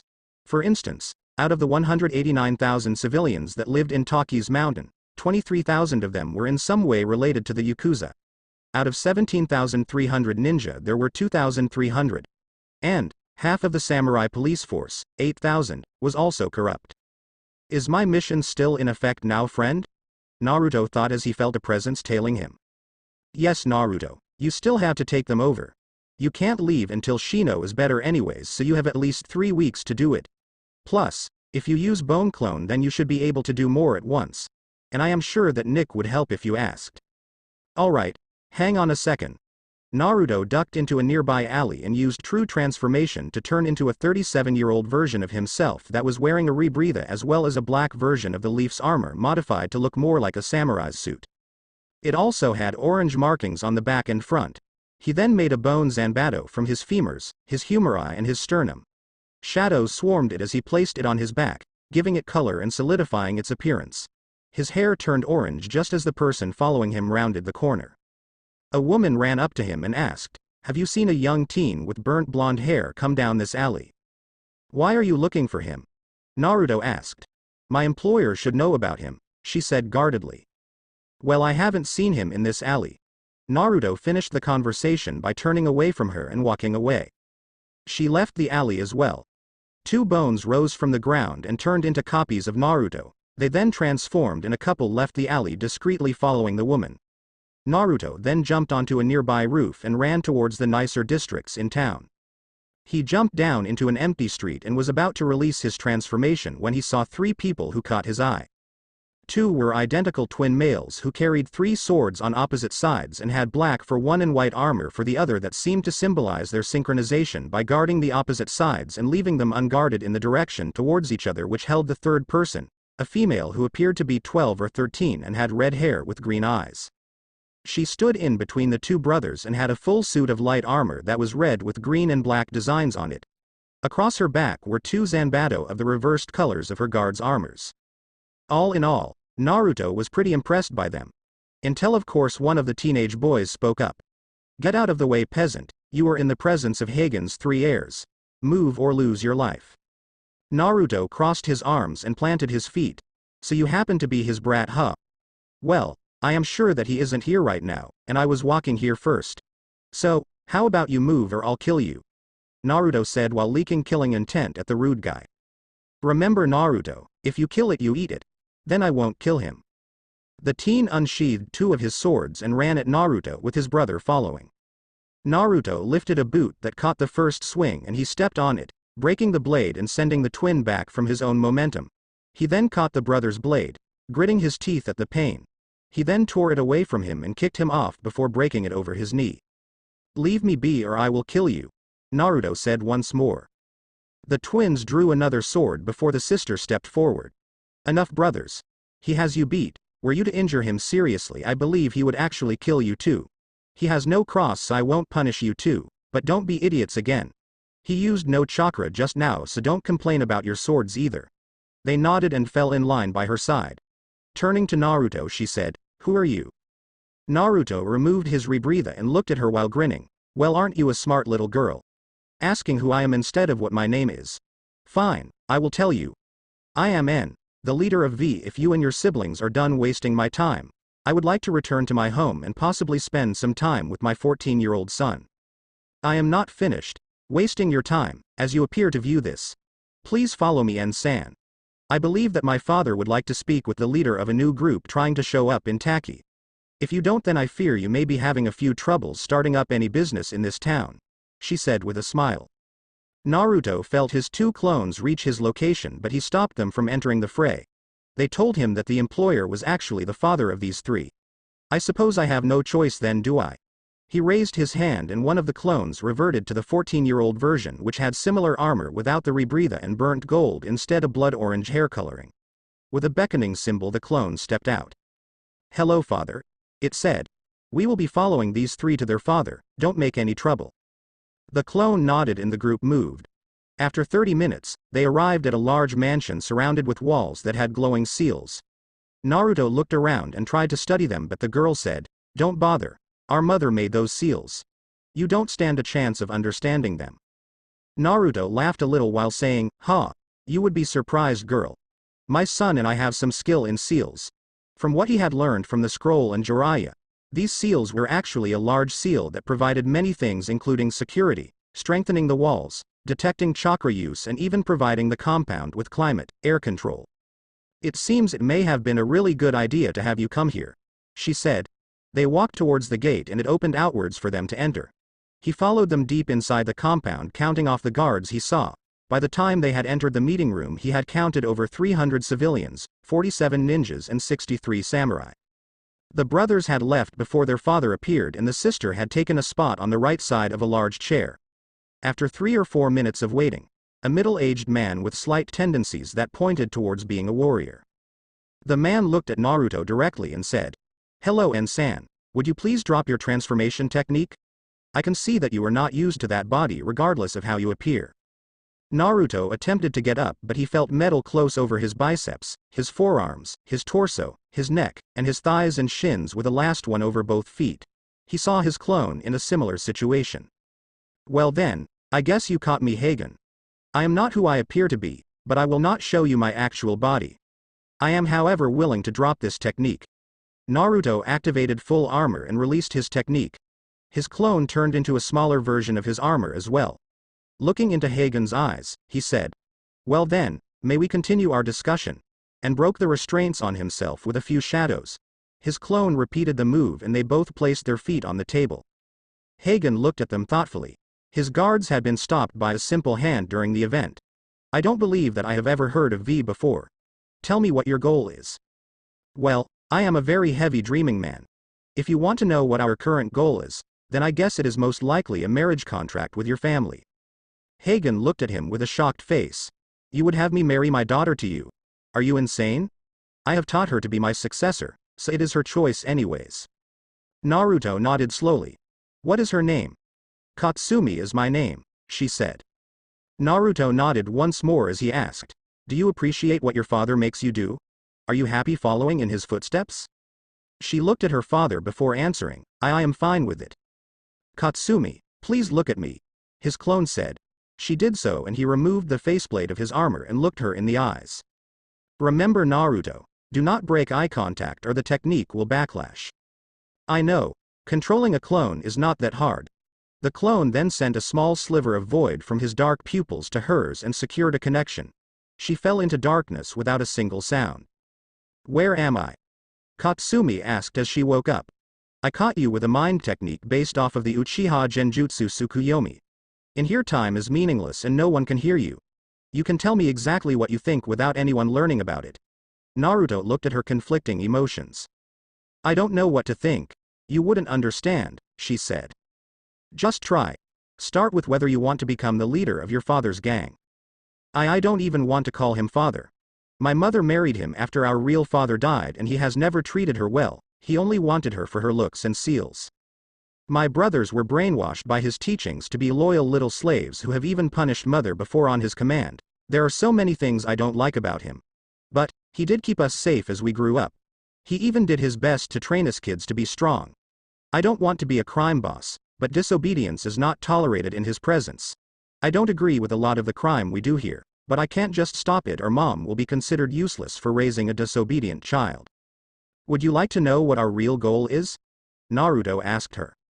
She looked at him. Go on and say it. I am going to become the head of all crime in this city, and then I am going to crack down on all of the harmful ones and train everyone in it to become my own army. Katsumi, I can save your mother and fix your brothers. When I release this technique, answer my question with a yes and you will never have to worry about anything happening for your disobedience to him ever again. She hugged him and he ended the technique. Ages Naruto, 9. Shino, 9 Hinata, 8 Sasuke, 8 Nick, 21 Itachi, 18 Kiba, 8 Ino, 8 Sakura, 8 Choji, 9 Shikamaru, 8 pictures of Hinata, Shino, and Naruto are on my DeviantArt profile JDSSP labeled Young Hinata, Naruto Shinka, Young Naruto, and Young Shino, Naruto Shinka. August 26, 1373 NE 9 years after the Kyuubi attack. The trees ran green like foreign blood as a doppelganger sped ahead of his creator. The shadows hugged him as he passed, erasing all tracks and scents he left behind. A final burst of speed led him straight to the shadow of a wall. He ran through it and arrived on the inside intent on accomplishing his mission. Hiruzen sighed as he looked into his seeing orb. So today you return to your home, today you accept the responsibility of your own existence. The figure leapt through his windowsill and approached him. I am glad that you took the time to alert me of your return, Hiruzen stated, slowly standing and meeting the figure. An orange-highlighted dirty blonde child, 9 years of age, stared at the third. Black goggles hid his eyes and a black face mask hid his nose and mouth. He dressed in a burnt orange windbreaker unzipped showing a toned chest covered in titanium mesh. 2 black lines ran along either side of his shoulders from neck to sleeve. He wore black forearm gloves stylized with a burnt orange skeletal hand and a zipper on the reverse side. Midnight cargo pants were tucked into heavy-duty boots that reminded the Hokage of specialized civilian military corps, as much metal as they were leather.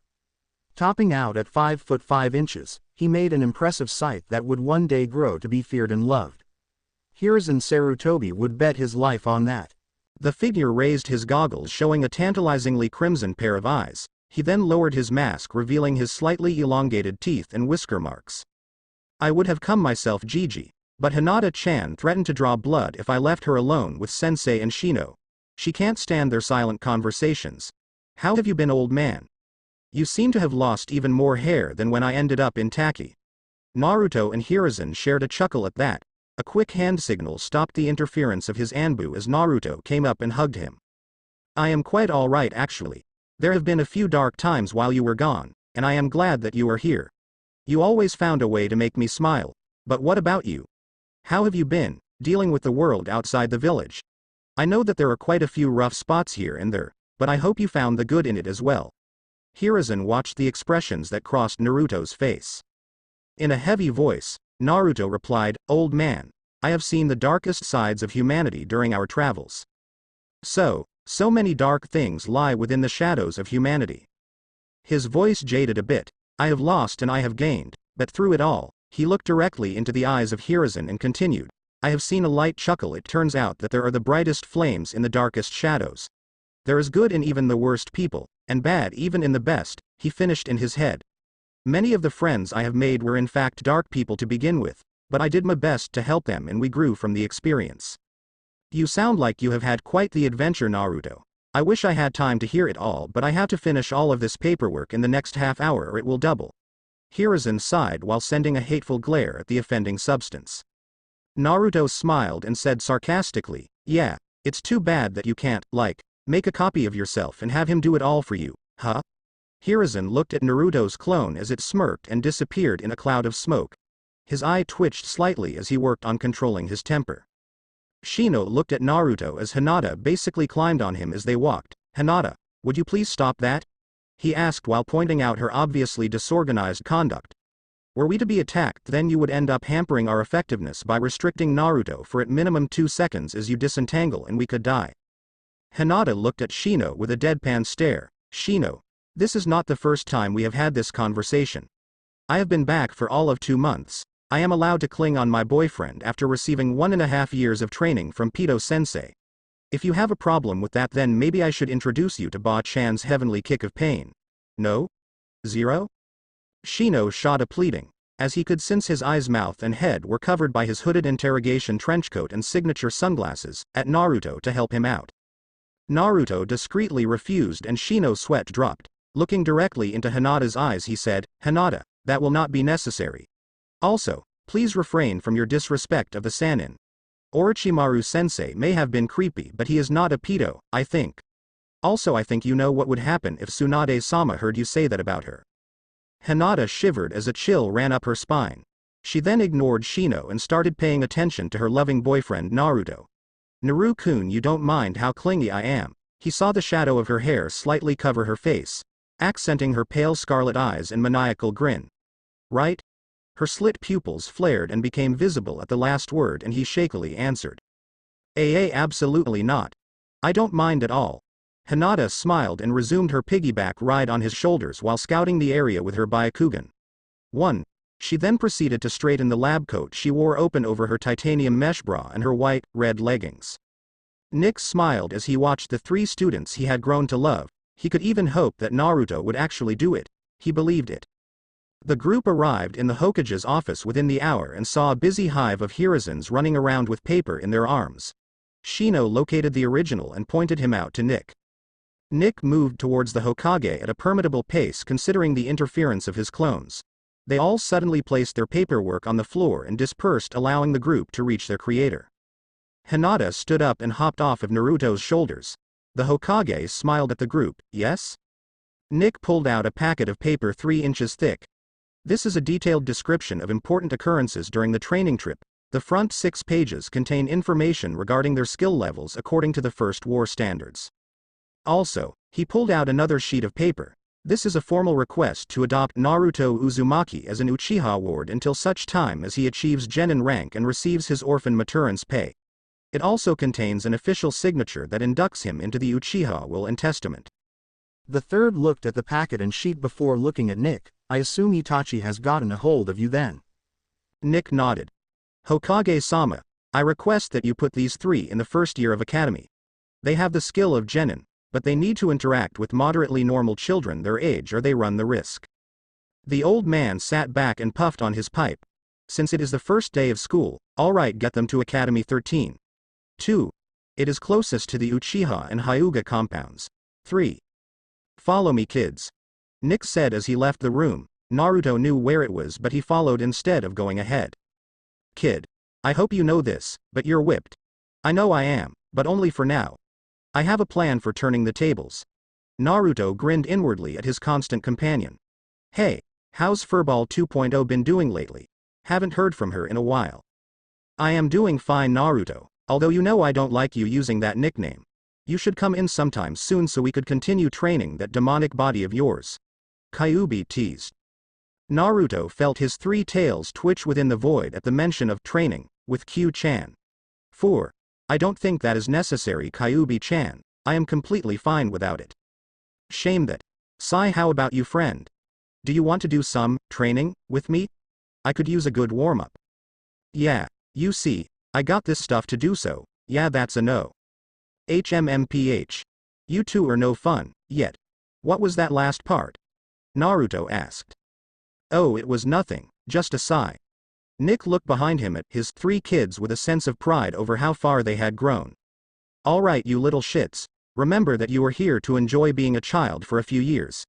Training is being restricted to 9 hours after school. Naruto can only use 1000 shadow clones, and Hinata has to refrain from using her DBB, 5, and Shino, be sociable around kids your age for once. The three partners looked at each other and back at their teacher. Naruto said the thought they were all thinking. What about our skills? How should we display ourselves, do you think? Nick smiled. Pretend you came back after the first 4 months of training and that's the level 1 want you on. The three collectively groaned, although no one heard Shino other than his hivelings. Nick opened the academy door and they walked through. Sasuke had been staring out the window for over an hour as he listened to his sensei. Ever since Itachi ni and father started training me when I was 5, I have always enjoyed the scenery from our training grounds. It was always different, always changing, never repetitive. I can tell that these next 4 years are going to be difficult to sit through. Itachi ni finished my academy training in the first 6 months. No one here can challenge me. Sasuke's thoughts stopped in their tracks as the door slammed open and 2 older kids walked in with a third one, a girl his age. They were dressed oddly, but Sasuke was used to seeing the oddities of high-level ninja. He could deal with a wannabe interrogator, a young med nin, and a hoodlum street urchin. As long as they don't bother me. Sasuke stopped once again before sighing. The hoodlum kid sat right next to him. Hey Kami, I don't want a pup. Okay, that was kinda dumb, I guess. First laughed as he stopped Sasuke's mother from entering a pet shop by flipping the open sign. You're welcome, kid, he said as he returned to his land. Hello, what is your name? Naruto asked Sasuke as he presented his fist. Sasuke stared at him before saying, you know, it is only polite to give your own name when asking for a proper introduction. Hee. Naruto scratched the back of his head sheepishly. Sorry, my manners slip often. My name is Naruto Uzumaki Shinka. What's yours? I am Sasuke of the Uchiha clan. He then looked at Naruto fist. What is that for? Naruto said, you make your own fist and we bump them together as a sign of respect. Every time men meet fists, they learn a bit more about each other. From strengths to personality, it all lies here. 6. Sasuke was intrigued by the idea and actually looked at his deskmate for the first time. His crimson irises shimmered with a fleeting shadow, but Sasuke saw no deceit, so he touched fists with Naruto. Amazing. You can actually feel things like this. Sasuke's emotions started to show on his face as Naruto smiled. I wasn't lying to you, Sasuke, it was all true. Of course you know that now, don't you? Sasuke had felt a wealth of power easily hundreds of times stronger than himself. He had also felt a depth only the veterans of his family had ever shown.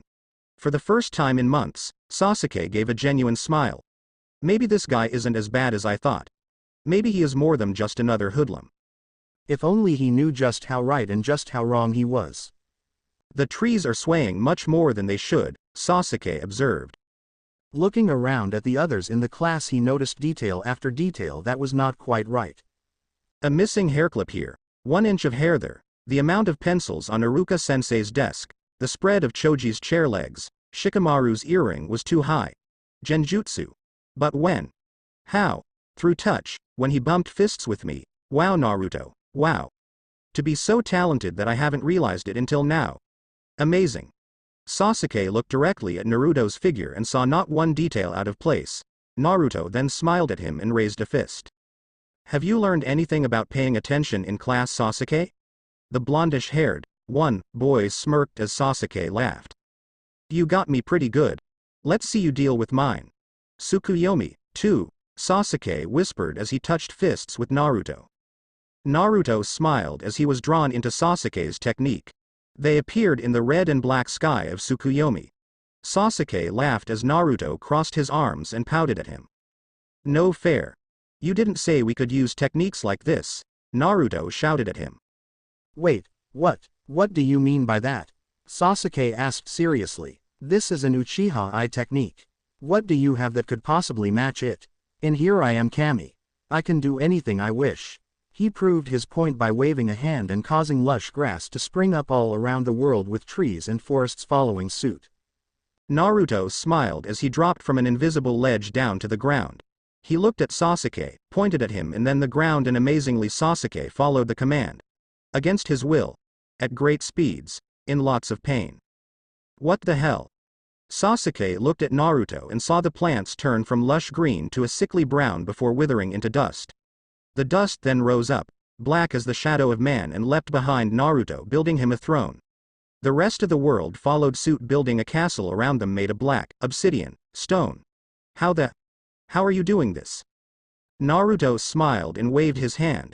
A throne rose in front of him and Sasuke sat on it. You are not the only person who has an extraordinary bloodline, Sasuke. I have one that trumps most others, much like your Sharingan can. Its name is Shinka Badapawa Dorobo. In short, I evolve when presented with an obstacle I cannot overcome, Sasuke. Believe it or not, I have already been introduced to this technique before. I believe you know a man named Nichols? Wow. That is an amazing bloodline, and yeah, he is my uncle. Well, actually my cousin, but he is 21, so I call him uncle. Was he the one who used it on you? Sasuke asked in slight jealousy. Uncle was always too busy to spar with me before he left.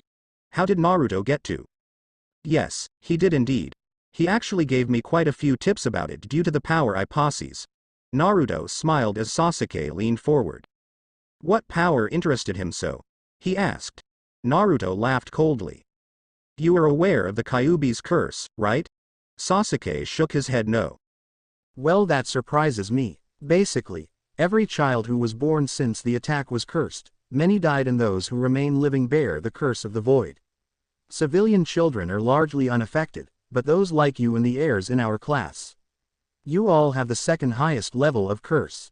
The curse of morph. Change. You gained a changed Sharingan from birth. The moment you awakened it, you have progressed faster than anyone other than your brother and your uncle, have you not?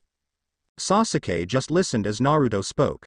When he was questioned, he asked, how do you know all of this? Why did my uncle take notice of you and not me or some other cursed child? Naruto's smile dropped visibly as he sighed. Sasuke, my particular curse is the strongest of all. Shinka. Evolution. I am constantly adapting. My strength equals that which I survive. I have the demon's own chakra running through my veins due to the power of my curse. The Kyuubi avenged its loss, though it was not defeated quite how most think it was. It still was, in its last moments in our realm.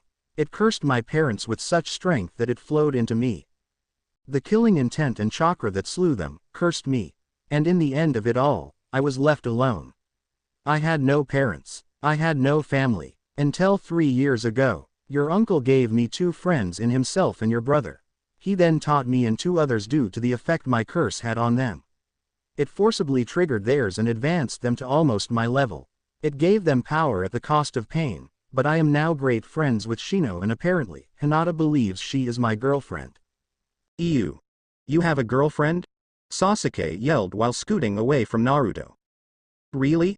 I guess he is still 8. He doesn't like girls yet. Then Sasuke laughed. I'm just kidding. Father's classes made me grow past that. But how does your power work, Naruto? The demon's chakra is in every cell of my body. My bloodline ironically makes me the closest thing to a demon that a human could be. A demon can be hurt greatly and the damaged area will be harder to repeat upon healing. A demon can heal faster by ingesting flesh and blood. Eventually a demon can manifest the required nutrients with chakra, giving them the power of regeneration.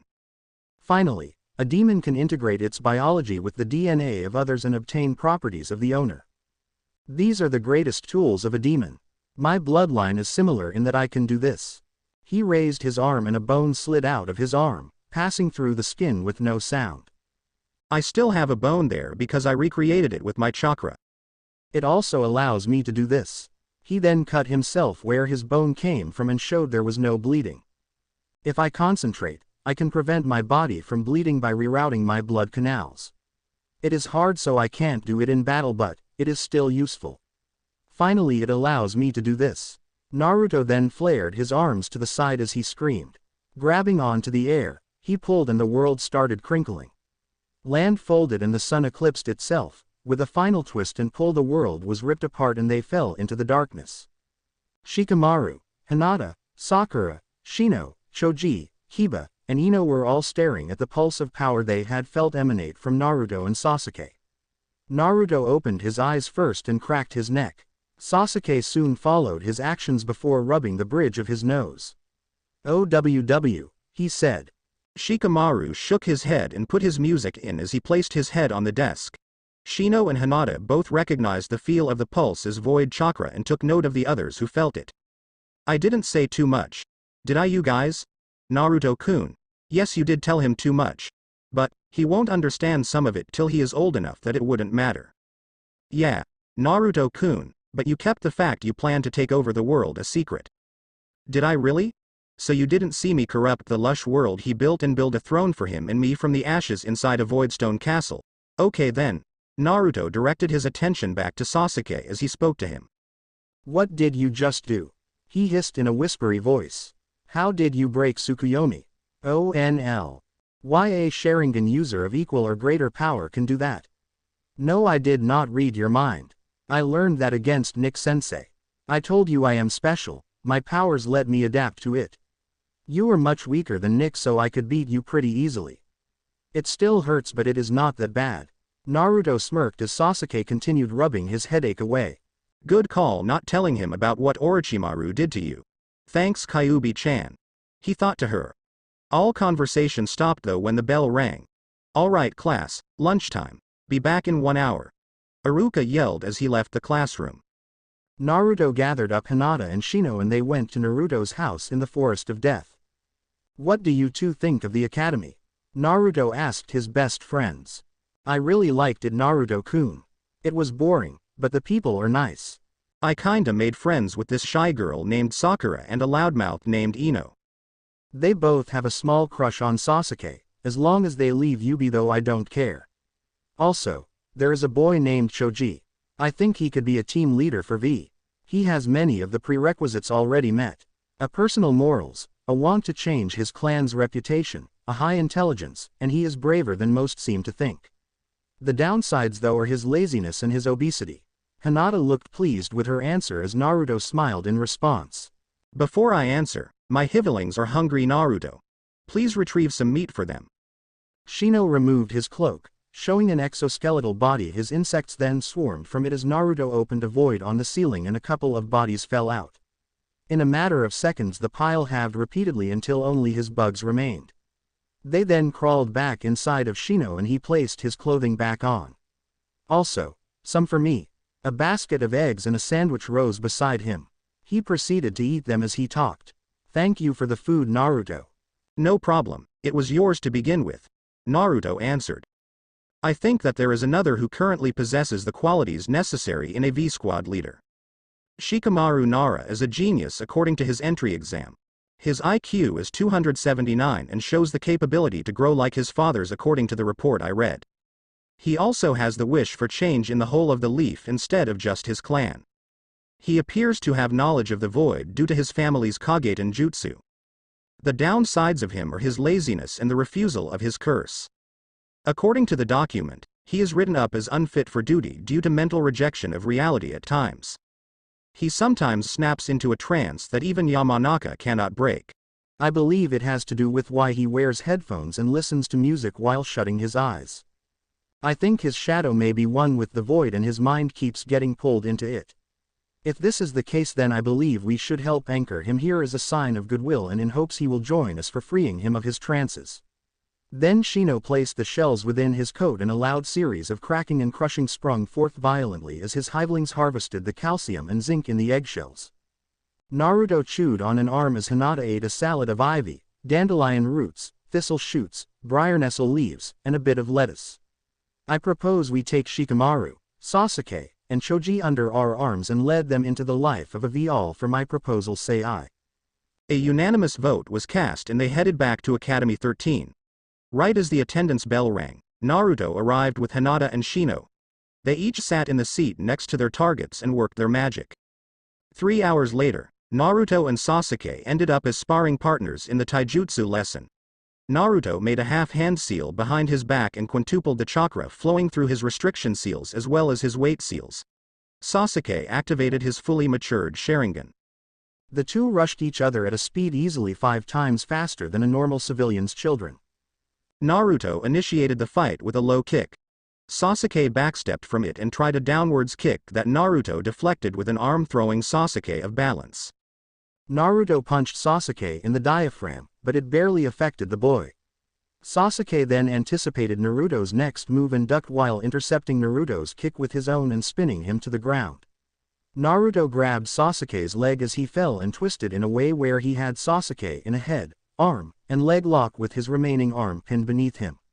Iruka then stopped the fight, declaring Naruto as the winner. Naruto helped Sasuke up and they both smiled. That was a good fight, Naruto, thanks. But what style were you using? I have studied up on 13 different styles of taijutsu with Itachi ni and only 2 of your moves were similar to them.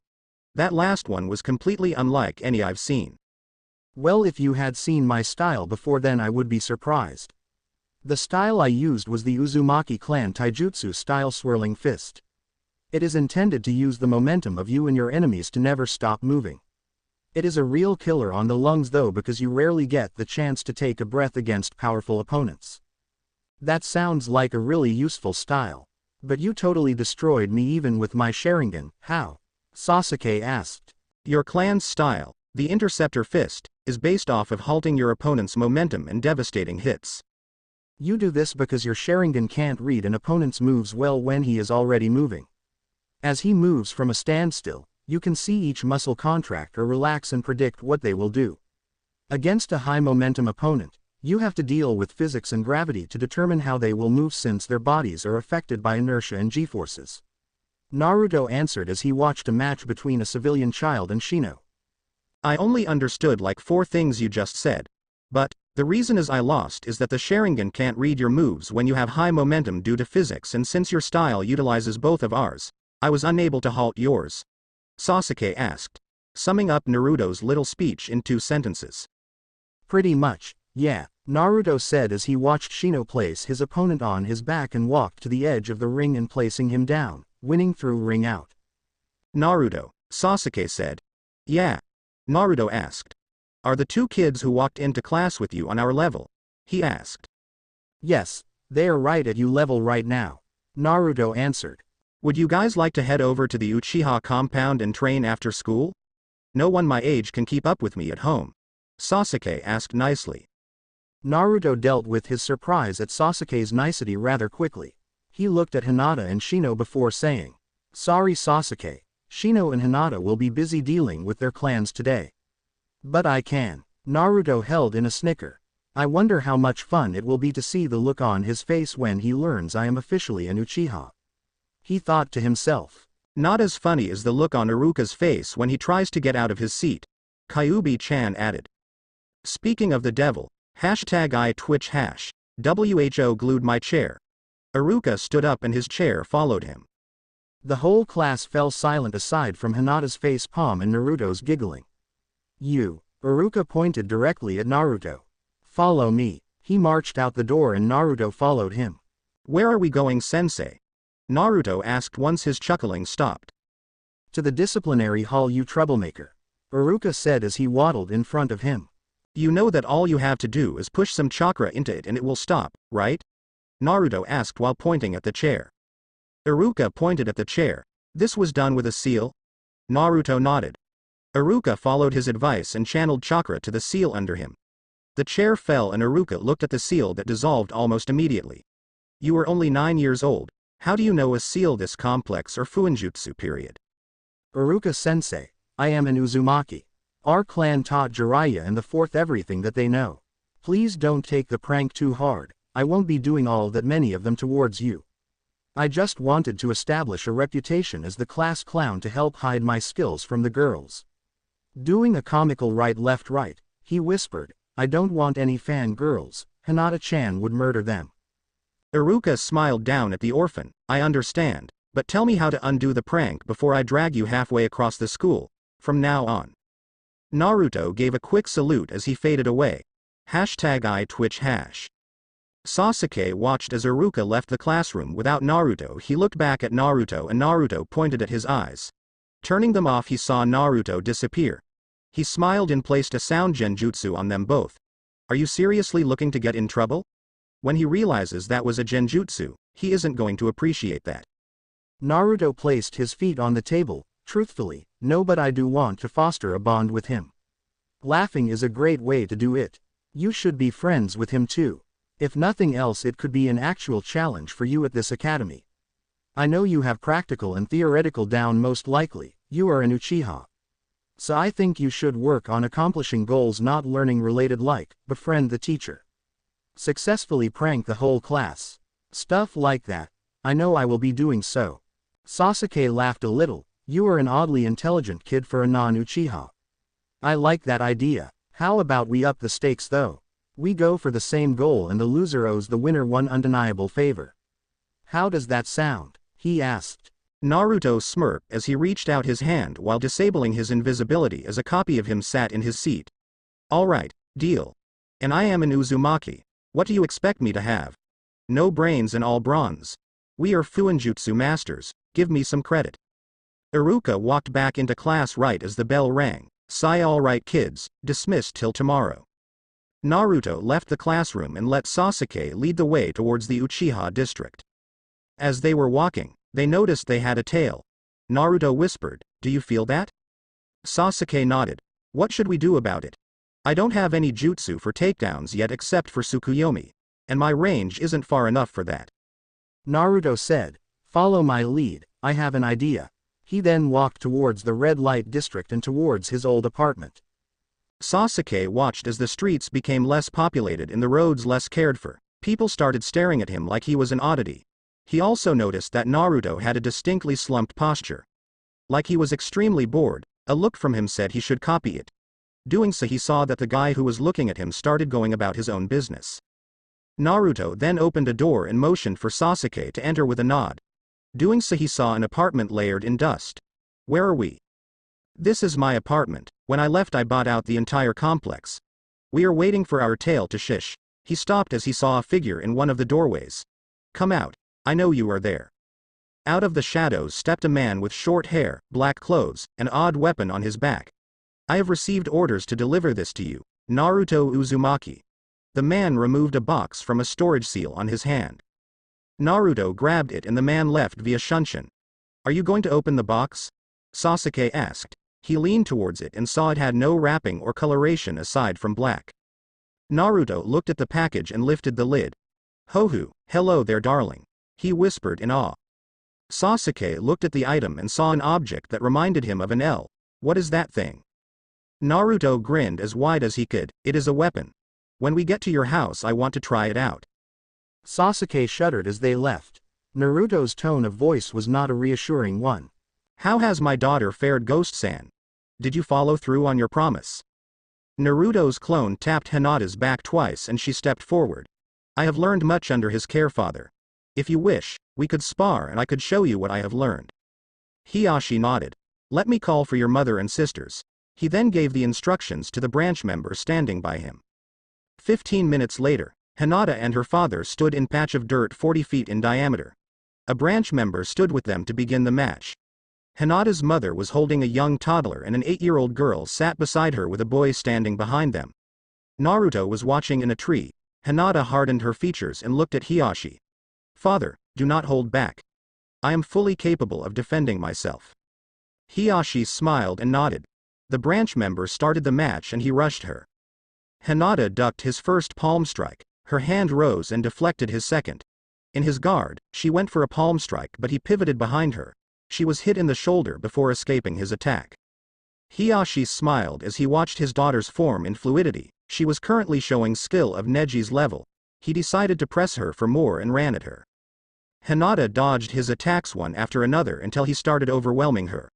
On the edge of the match area she dropped to the floor and punched the ground with her fist, sending Hiyashi back many feet with a wave of chakra.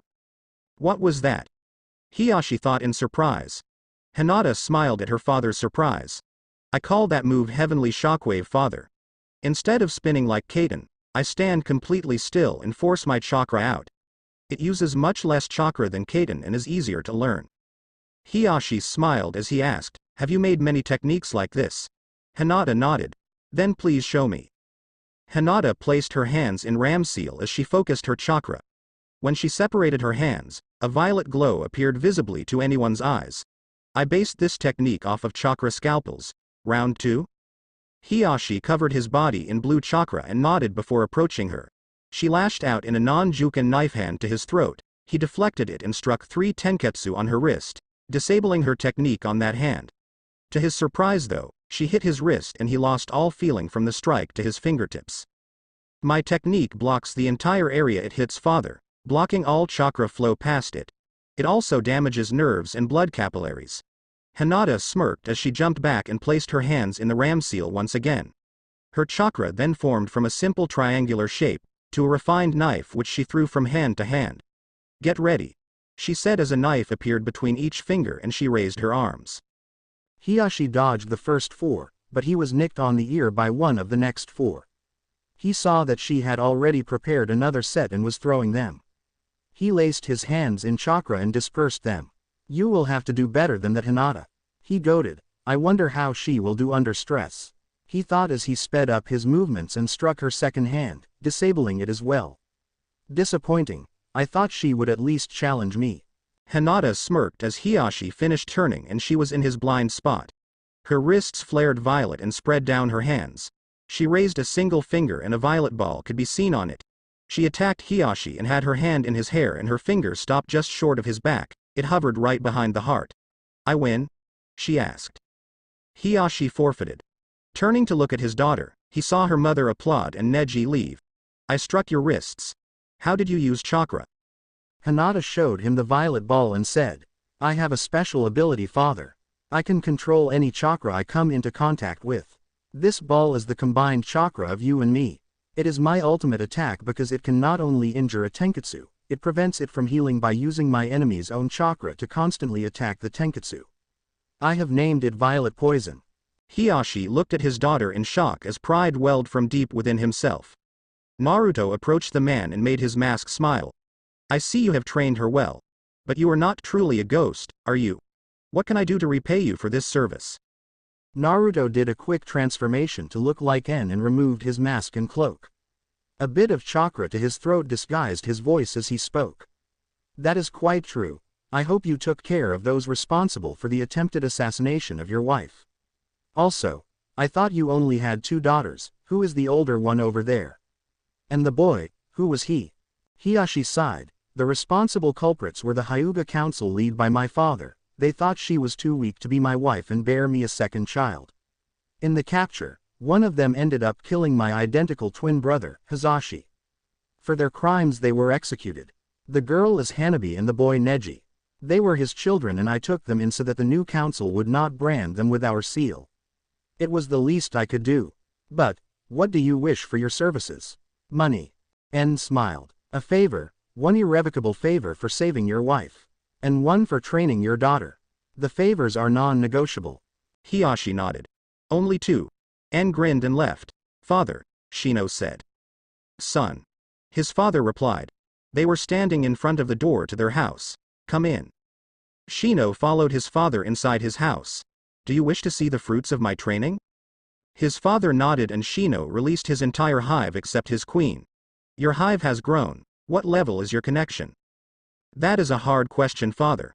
My hive is completely under control at all times, but they do not think of me as their host or even their brother like a master-level connection would. They consider me their father. Shino said as he started removing his interrogation clothing. His hair fell to his shoulders and was alternating black and green. He removed his glasses and his eyes showed green sclera with no iris or pupil. His body was well muscled and protected by black exoskeleton. What happened to you changed more than just your hive, didn't it? His father asked. Yes, 3 days after I left it happened. My hive had grown and was creating more room and I suddenly collapsed to the ground. They then covered me in a chrysalis of this black exoskeleton. They secreted it from their spinnerets and enclosed me in it. Over the course of a month, they tunneled through me and drained chakra from the surroundings. By the end of it, I looked like this. 3. My hive has also grown an unbelievable ability. One of his hivelings approached him and he fed chakra into it. It then grew while shifting and in front of them both was a young kid about Shino's age. The kid was dressed in silver shorts and a white shirt with Shino's hairstyle. He looked at Shino's father and said, "Hey, sup Gramps?" 4. Naruto. I don't think this is a good idea, Sasuke said. Don't worry Sasuke, I know how to use one of these. I had one about a year ago, but it was broken in a fight. Naruto responded. Sasuke gave up on the issue and Naruto smiled. He looked at Naruto's weapon. What is that anyways? He asked. It is called a handgun Sasuke. It is a beautiful weapon that causes a lot of damage. This particular one is a special one though. Only a person who can reinforce their arms with chakra can withstand its kick. Watch.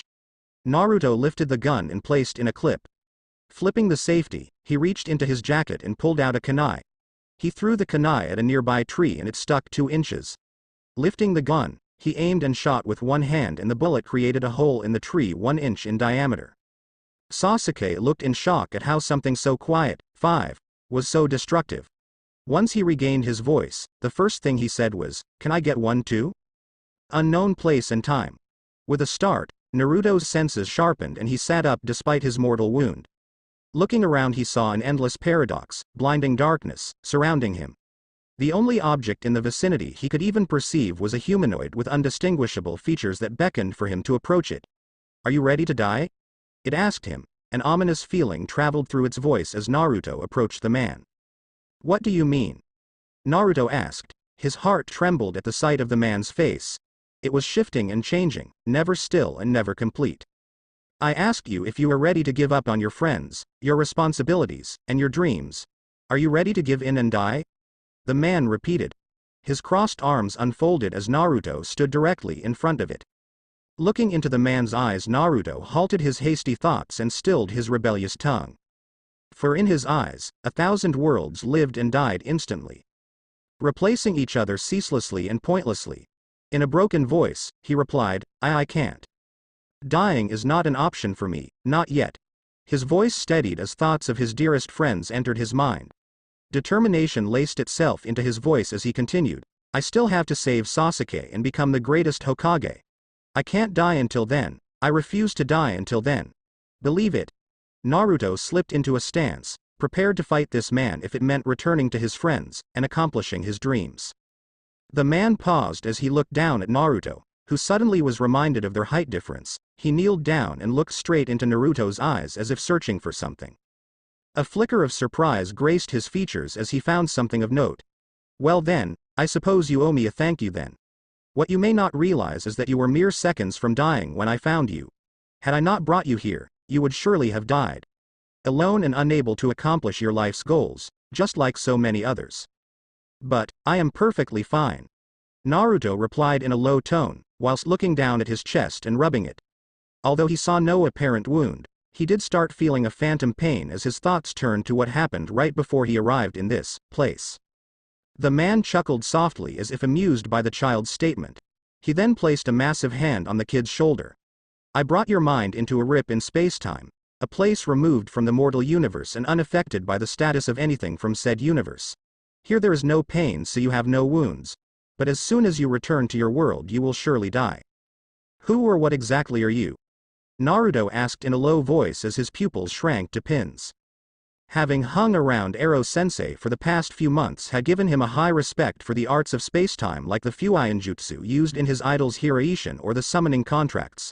For a being to be capable of ripping a hole through spacetime instead of folding, bending, navigating, or any other word, but to literally have ripped a hole through it, this man was beyond anything he could ever hope to understand. The man scratched the back of his head before saying, well, the closest thing that you would understand is, I guess you could say I am the kami of all of humanity's works.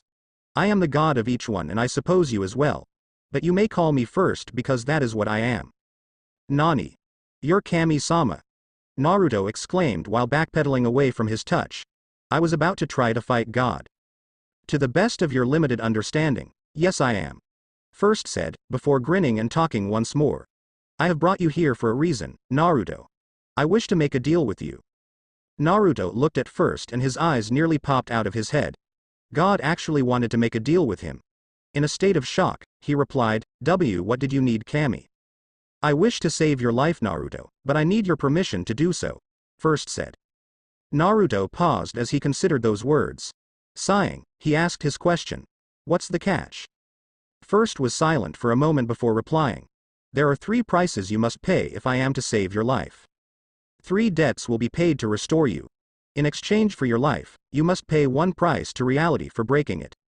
The second is the debt you owe me for using my power. And the final debt is to yourself for having failed to achieve your life goal. In order to ensure all debts are paid, your soul will be bound to and watched by my son friend to provide future instructions and even help you a little. If you agree to pay your debts, then your life will be returned and you will be allowed to live your life once more. Setting his mouth into a line, Naruto thought over the debts he would have to pay, and in a solemn voice, he gave his answer. Naruto awoke within his mindscape. Sitting up abruptly, he screamed as phantom pain ripped through his mental body. Drawing a ragged breath and clenching his teeth, he looked down at his chest. Seeing a large bleeding hole, he realized he would have surely died. He then noticed a chain deeper than black led out of his body.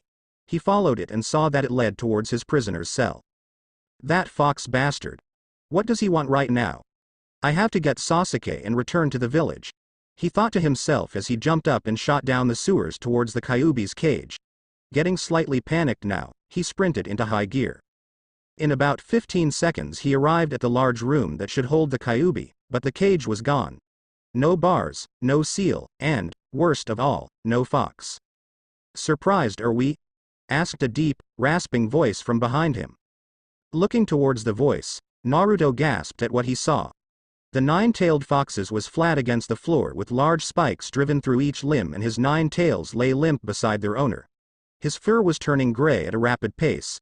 Already, he had lost 3 tails and a leg to it. What? What's happening to you? Naruto asked as he stared at the broken beast before him. What indeed? The fox rasped, we were dying, Naruto. You received 2 mortal wounds and a paralyzed body from the neck down due to that damned Uchiha's Chidori.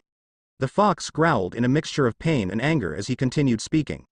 Then that damned seal of the Yondaimes interfered after I started to break down our chakras. It disintegrated a little after it began, but something else took its place. Right now your body is dead, Naruto. Nothing is going to change that. He took a break to see what the child is thinking on the matter. I'm dead. Stated Naruto. I can't be dead, Kami said he would save me. As the situation settled in, his fists clenched in anger he shouted. I can't be dead. Not yet. Don't lie to me, bastard. The Kyuubi looked upon the boy who he had earned a grudging respect for over the years.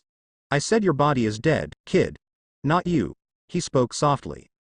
Naruto looked at the fox like he was an idiot. That is not the way death works. Kyuubi, if my body dies then I die. Kid. Before I was sealed, was I living inside of a piece of flesh like you did? He asked with as close to deadpan as his agony-writhed face could show. No? Naruto replied. I didn't think so. With a sad smile on his face, Kyuubi looked into Naruto's eyes. You aren't going to die, kid, I am. Naruto was quiet for almost half a minute before the implications of that statement caught up to him. But you're immortal. The Biju can't be killed. If you could just die like that, I would have never had you sealed inside me. Those damn villagers would have had no reason at all to hurt me. Naruto shouted. The shadow of his hair hid his eyes as he stood tall and stared directly at him. Kyuubi, tell me what is going on here. Right now. At this moment, the Kyuubi's fur had changed to being almost all gray and the origins started turning into dust. The chains atop the 9 spikes in Kyuubi's tails shot towards Naruto's chest and his wound healed more as each one entered him. Please, don't call me by that title anymore. It doesn't apply to me anymore. My name is Hanami. You're not the 9 tails? Naruto asked in shock. That's right, kid. The reward of my death is yours to reap. Whatever took over the Yondaime's seal sure does like you. It continued to break down my chakra and has been feeding it directly into your soul. There is no way your human soul will survive it, but don't worry too much. I am sure you'll love being a demon. With that, Kyuubi's body had turned into gray stone. Her statue then shattered as a bright explosion of red blew out through the chains, seeping through Naruto's soul and deconstructing it on an atomic level before the chakra reshaped him. This is the pain of earning one's life, thought Naruto as a scream ripped through him and he blacked out again. Naruto woke softly as his instincts kicked in and he felt an entity near him. Opening his eyes, he saw a figure that appeared to be a genjutsu. It kept changing, but one thing remained the same, his ruby red eyes. HMMN. Are you finally awake? You sure took long enough. Naruto looked down at himself and noticed he looked very different. His body kept a humanoid shape, but the 9 tails of bone and his armored body kind of ruined the look of normalcy. Not to mention of course the large hole in his chest. His sharp fangs and glowing eyes could also complicate things, regardless of the mask hiding them. Who are you and why can't I see you clearly? He said as he contemplated the price he recently had paid and wondering what debt losing his humanity had been for. Being a Jinchuriki is bad. Being a demon is worse. What will the villagers think of me? Wow. You worry about others' opinions why too much man. But anyways, I am friend, from first. I will be in charge of both planning and training to make you strong as first wants you when he calls on your debt. Good job by the way, I love how you handled the first part of reality's debt. Losing your humanity is a great thing in the long run, if you don't get killed then you will have eternity to pay your debts. I am so glad you're a demon now, you'll easily, I hope, withstand all my training and experiments and anything I need you to do. These will be interesting times for us. And in case you were wondering, you can disguise yourself as a human, but you cannot refuse to be a demon when training or during experiments. It's for science. And for first. But, mainly for my own fun while stuck with you for the rest of your unnatural life. Friend then bowed over him to look in his eyes. And I won't have to hold back because you can't die anymore 0_0, I think. And, the reason I look so weird is because I am currently inside of you. You are seeing a shoddy representation of me as a mirage or something. I am supposed to stay in here so no one sees me. I don't see the point, but as father wishes. What did I sign up for? Naruto groaned inwardly. And if I refuse to listen to you or continue paying my debts? Hypothetically of course. I kill you. Sakura dies. The leaf falls. And, Sasuke burns in hell, unsaved for all eternity. Unacceptable. You can't do that. Then don't make me. The first thing you need to do is get up and find the Kagaya. We need him now. It is part of your debt to first. Alright, but why do we need him?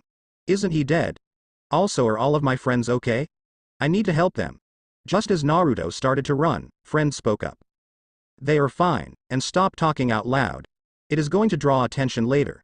Just give me your thoughts when you need me. I'll be listening. And you will see what we need the body for when we get there. Naruto nodded and leapt up from the shore, unaware of the red eyes watching him as he ran up the cliff face of the Valley of the End. Naruto arrived at the Bone Forest 4 minutes later ready to complete this task so he could check on his friends. Looking around, he spotted a body lying in a ring of dirt and leapt to it. After flipping it he confirmed who it was. What do I do with him now friend? Peeved, that's simple. You eat him. You are literally using pure chakra to move your body right now. If you eat him, you will have the nutrients necessary to fix your body's gaping hole and I will have the energy necessary to complete reality's debt and start you on your own personal one. Naruto sat there for about 3 minutes trying to process what he just heard friend say. But strangely, he could feel it. Deep down he felt a tug, his body hunched itself over the Kagaya, Kimimaro, his jaw unhinged as he leapt forward. He was repulsed by the taste at first when he bit into the cold, stiff body, but soon his ravenous hunger squashed it and the blood ran down the crevices in his skin, like little streams as he devoured the food in front of him. After 2 minutes, all was gone, even his bones. What now? What did you mean when you said finish my debt to reality and start on my personal debt? It is too late for you to save this Sasuke, but first doesn't lie. We are going to fulfill your debts. According to reality, you have to be reborn if you want a second chance at life. And your own personal debt requires us to go back to your past. Naruto, get ready. In a flash of light, they disappeared as the world unraveled only to reconstruct itself as the day after the Kyuubi attack. A 6-year-old Naruto was kicked out of a store once again, bleeding from the kick to his mouth and dusty from the baked earth he was lying in. And don't come back, you filthy demon, yelled the storekeeper, slamming his door closed and flipping his sign to give him time to remove the taint from his store. Naruto stood up slowly and dusted of his cloak before reaching up and slowly popping his jaw into sockets so it would heal faster. He then pulled up his hood and walked away without saying a word aloud. His mind, however, was in a heated discussion with his stronger tenant. Friend, what was the point of that? I didn't need to get anything from that man.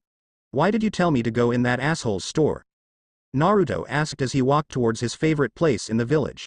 He made doubly sure to stick to the shadows, as they made him feel more comfortable during the day than the harsh sunlight of Konoha's perma-shine climate. You needed a reason to storm off to your favorite place in the village. By which I mean of course train. I made you go there to give you one in the form of anger at that human, even though we both know that you don't really care. Taking to the rooftops, Naruto started leaping from place to place. He used improvised bone cleats to provide the necessary leverage and balance since his young body would not allow for chakra control anywhere near walking on walls or forcing sure footing. You know that the old man would help me if I just asked. There is no point in that, he argued. Really, Naruto? I know you are hungry. If the Hokage sent someone to help you train, then he may learn about your feeding habits. And we both know what would happen should it leak to the council. Naruto paid a bit more attention to his surroundings than their conversation when he ran out of buildings to move across. He failed to realize this until mid-leap, however. Rolling with his fall, Naruto stood and popped his back as he looked at the large fence about 30 meters in front of him. Licking his lips, he walked towards a shadow coming from the trees it held and fell through. Stepping out of a shadow on the other side, ready to go, he admitted one of friend's points. You are right about one thing. I am really fucking hungry right now. He dropped his cloak, revealing a barely toned chest as well as a pair of modified black cargo pants with a hole for his tail. He dropped the cloak into a nearby shadow and took out a black shirt, which he then put on before sighing in relief. This is going to be so much fun, he laughed as the wild feeling of the forest called to him. Crouching down, he paid attention to his senses and started sprinting, letting his instincts take over. He ran for almost 7 minutes before his ears caught the sound of something large dying. Leaping into a nearby tree, he climbed up to take a look at what he saw. A pack of large tigers, an average of 4 meters tall, were eating off of a recently slain carcass which he presumed was that of a large reptile. He smirked as they enjoyed their kill. None of them had noticed him due to their preoccupations as he pulled 2 white bones, which melded into kunai, from his wrists. Dinner time, he thought as he jumped down into the midst of them and taking them by surprise. He rushed the closest one, a female twice his height. With a quick jump and twist, he slit her throat. The others had finally reacted to his presence. One of them, a male this time, jumped at him in an attempt to surprise him from behind. An expertly thrown kunai had him on the ground as Naruto rolled back and slashed his throat. A kunai appeared in Naruto's left hand as he jumped over the dead body to dodge a tiger trying to claw him. When he landed, he turned around, ducked under another attack, and ran beside it while dragging a kunai through its side before slicing its back right hamstring with a reverse twist. It fell to the ground, unable to stand as it bled out. The last opponent, the largest of them, by at least 1.5 meters, looked him dead in the eyes with uncanny intelligence. Its own pair flickered towards a shadow at the edge of the treeline as if thinking about something before it readied its stance and roared at him. Naruto looked towards the spot and saw something move before he was forced to dodge a devastating rush attack. At the time though, he was more preoccupied with what he thought he saw. Friend, was that a cub? Asked slowly. I believe so. What are you going to do with it? Naruto pondered this as he sliced off a paw with both of his kunai, but the tiger's pained roaring drowned out his thoughts. Deciding to kill the damn thing so he could hear himself think, he jumped on its back and sliced between its vertebrae and, essentially, cutting the spinal cord. He watched as the dead bodies started sinking into their shadows on a command from friend. Naruto looked back at where the potential cub was. He saw it struggling in an effort to get away from the murderer of its family. Walking towards it, he saw it was stuck in a patch of a poisonous plant named briarnestle. A plant that is demonic in nature, and its poison erodes the connections between mortal cells, leaving a pile of goop after a few days that turns into fertilizer for the plant's living roots. Naruto, you know what you need to do. I know, it's just, I don't enjoy killing things this young. It wastes all their potential. Reaching up, he pulled out a white tanto from his shoulder. Shish, little one. I'll make it all better, he said to the quietly mewling cub as it still struggled to get away from him. Petting its head and releasing chakra into its body, he sang a haunting lullaby. It slowly calmed down as the pain subsided, and it even started to purr as it fell asleep. Naruto raised his sword hand and dropped it on the cub's neck in a swift, decisive blow, severing its head in a single strike as its blood painted the trees and its remains sank into the shadows. He dispersed his sword into chakra and reabsorbed what he could, and then ripped up the patch of briarnestle and threw it into the void beneath his feet. He sat on his knees and reached into his shadow. Finding what he wanted, he grabbed its leg and ripped it off. He then softly hummed the song as he started eating his most recent feast. In a fit of confusion though, he asks, "Friend, why the hell am I always so damn hungry? I eat almost 2,000 pounds of food a week, and yet I am still constantly hungry." There are many reasons for that, but the most important one is your age. Your young body is incapable of sustaining itself on pure chakra because it is still growing. But since you aren't human, your growth is different. Your body converts all undesirable mass into chakra, and it only keeps a small amount of what you eat for growth. It takes many tons of mortal muscle to give you 1 pound of demonic muscle. There are many ratios for different parts of your body and different foods, but there was a reason I had you eat the human kimimero. Your body will assimilate anything that it, or you, finds useful. While this criterion does include bloodlines, you have to be careful or your body could lose stability. The reason I had you eat kimimero was double layered. On one side it would give you his abilities, and on the other side, you would also get his chakra, making it possible to absorb much more material than a normal human would give you. Naruto nodded his head slowly as he took in the information. Is there anything else? Yes, humans, specifically ninja, are the best food for demons. Their bodies are 10 times more compatible than any other mortals, so it takes 10 times less to grow off of them. But since you refuse to just hunt for them in other villages, you are always hungry. It should stop by the time you hit adulthood, but that's a long ways away, so don't count on it. Naruto nodded as he finished off the last body. So, humans provide more material than beasts, and a ninja's chakra and even bloodline can be absorbed in such a way that I can gain much more physical material than normally. I guess that makes sense. Looking at the sky, Naruto saw it was getting dark, so he set about working on his routine to get his body up to par. He got so caught up in his training that he did not notice the sound of a shunshin as a red-eyed teen left the forest of death to think upon what he had seen. "Itachi, what is troubling you? You seem more of an emo than usual," asked a teen a few years older than him. "Cousin, I have told you repeatedly that I am not emo," Itachi said while clenching his fists and attempting to get past the man in his way. "It's nothing. I just witnessed the powers of that child. It was intriguingly similar to your own as far as I could see, with quite a few differences." "Oh. I see then. I understand why that would trouble you." He reached out and stopped Itachi's movement with 2 fingers to his head. "Idiot cousin, you should have invited him over for supper.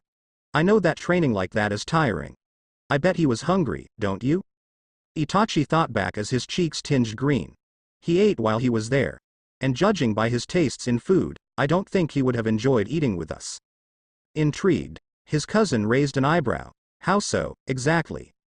"He killed and ate 4 of the sea-level tigers and 1 cub in the forest, raw, even the fur and bones. Not only that, he also used what appeared to be his own bones to kill them.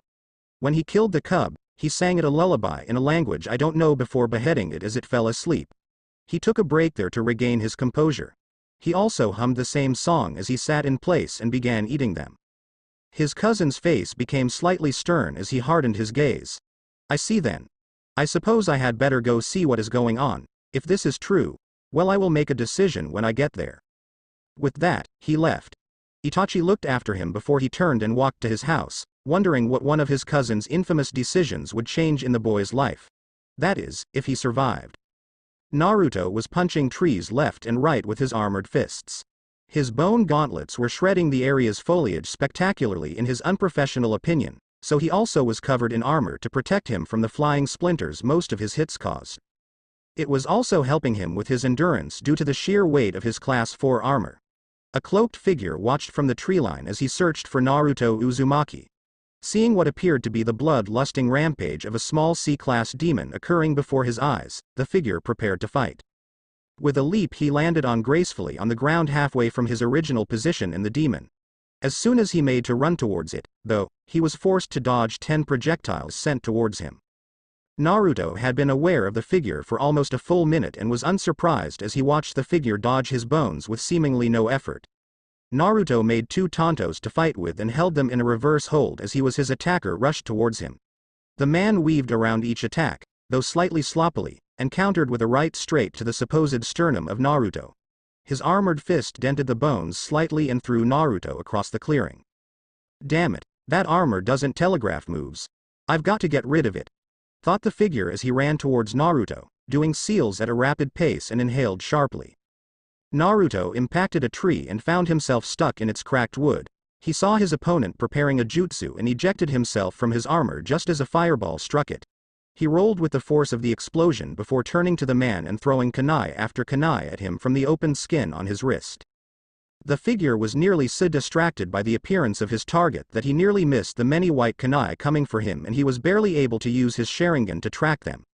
As his body avoided them, he grabbed the last one to retaliate when it suddenly pierced his hand with spikes. He released it and watched as all of the kunai behind him stopped.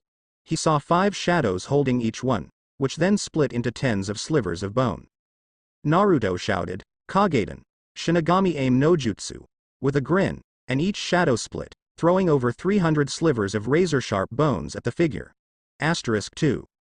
Seeing the attack, the man attempted to dodge but was still hit in some of the non-vital areas of the body. He made a seal that Naruto had never seen before and sat down on his knees.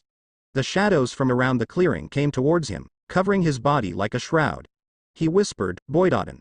Chiyu Noryoku no Boido," before standing up like nothing was wrong and allowing the shadows to stay clung to him. While still holding the strange sign, he whispered yet another technique, "Boidaten. Kudo Kage Shiraudo," and disappeared. *3. Naruto searched around for his opponent before his tail shot up and deflected an attack from his unseen enemy.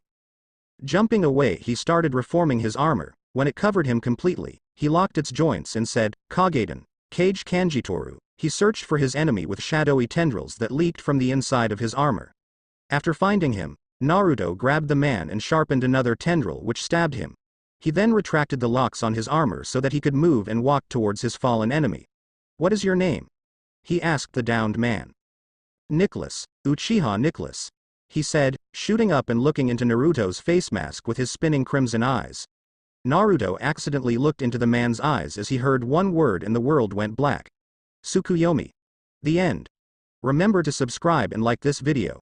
See you in the next video.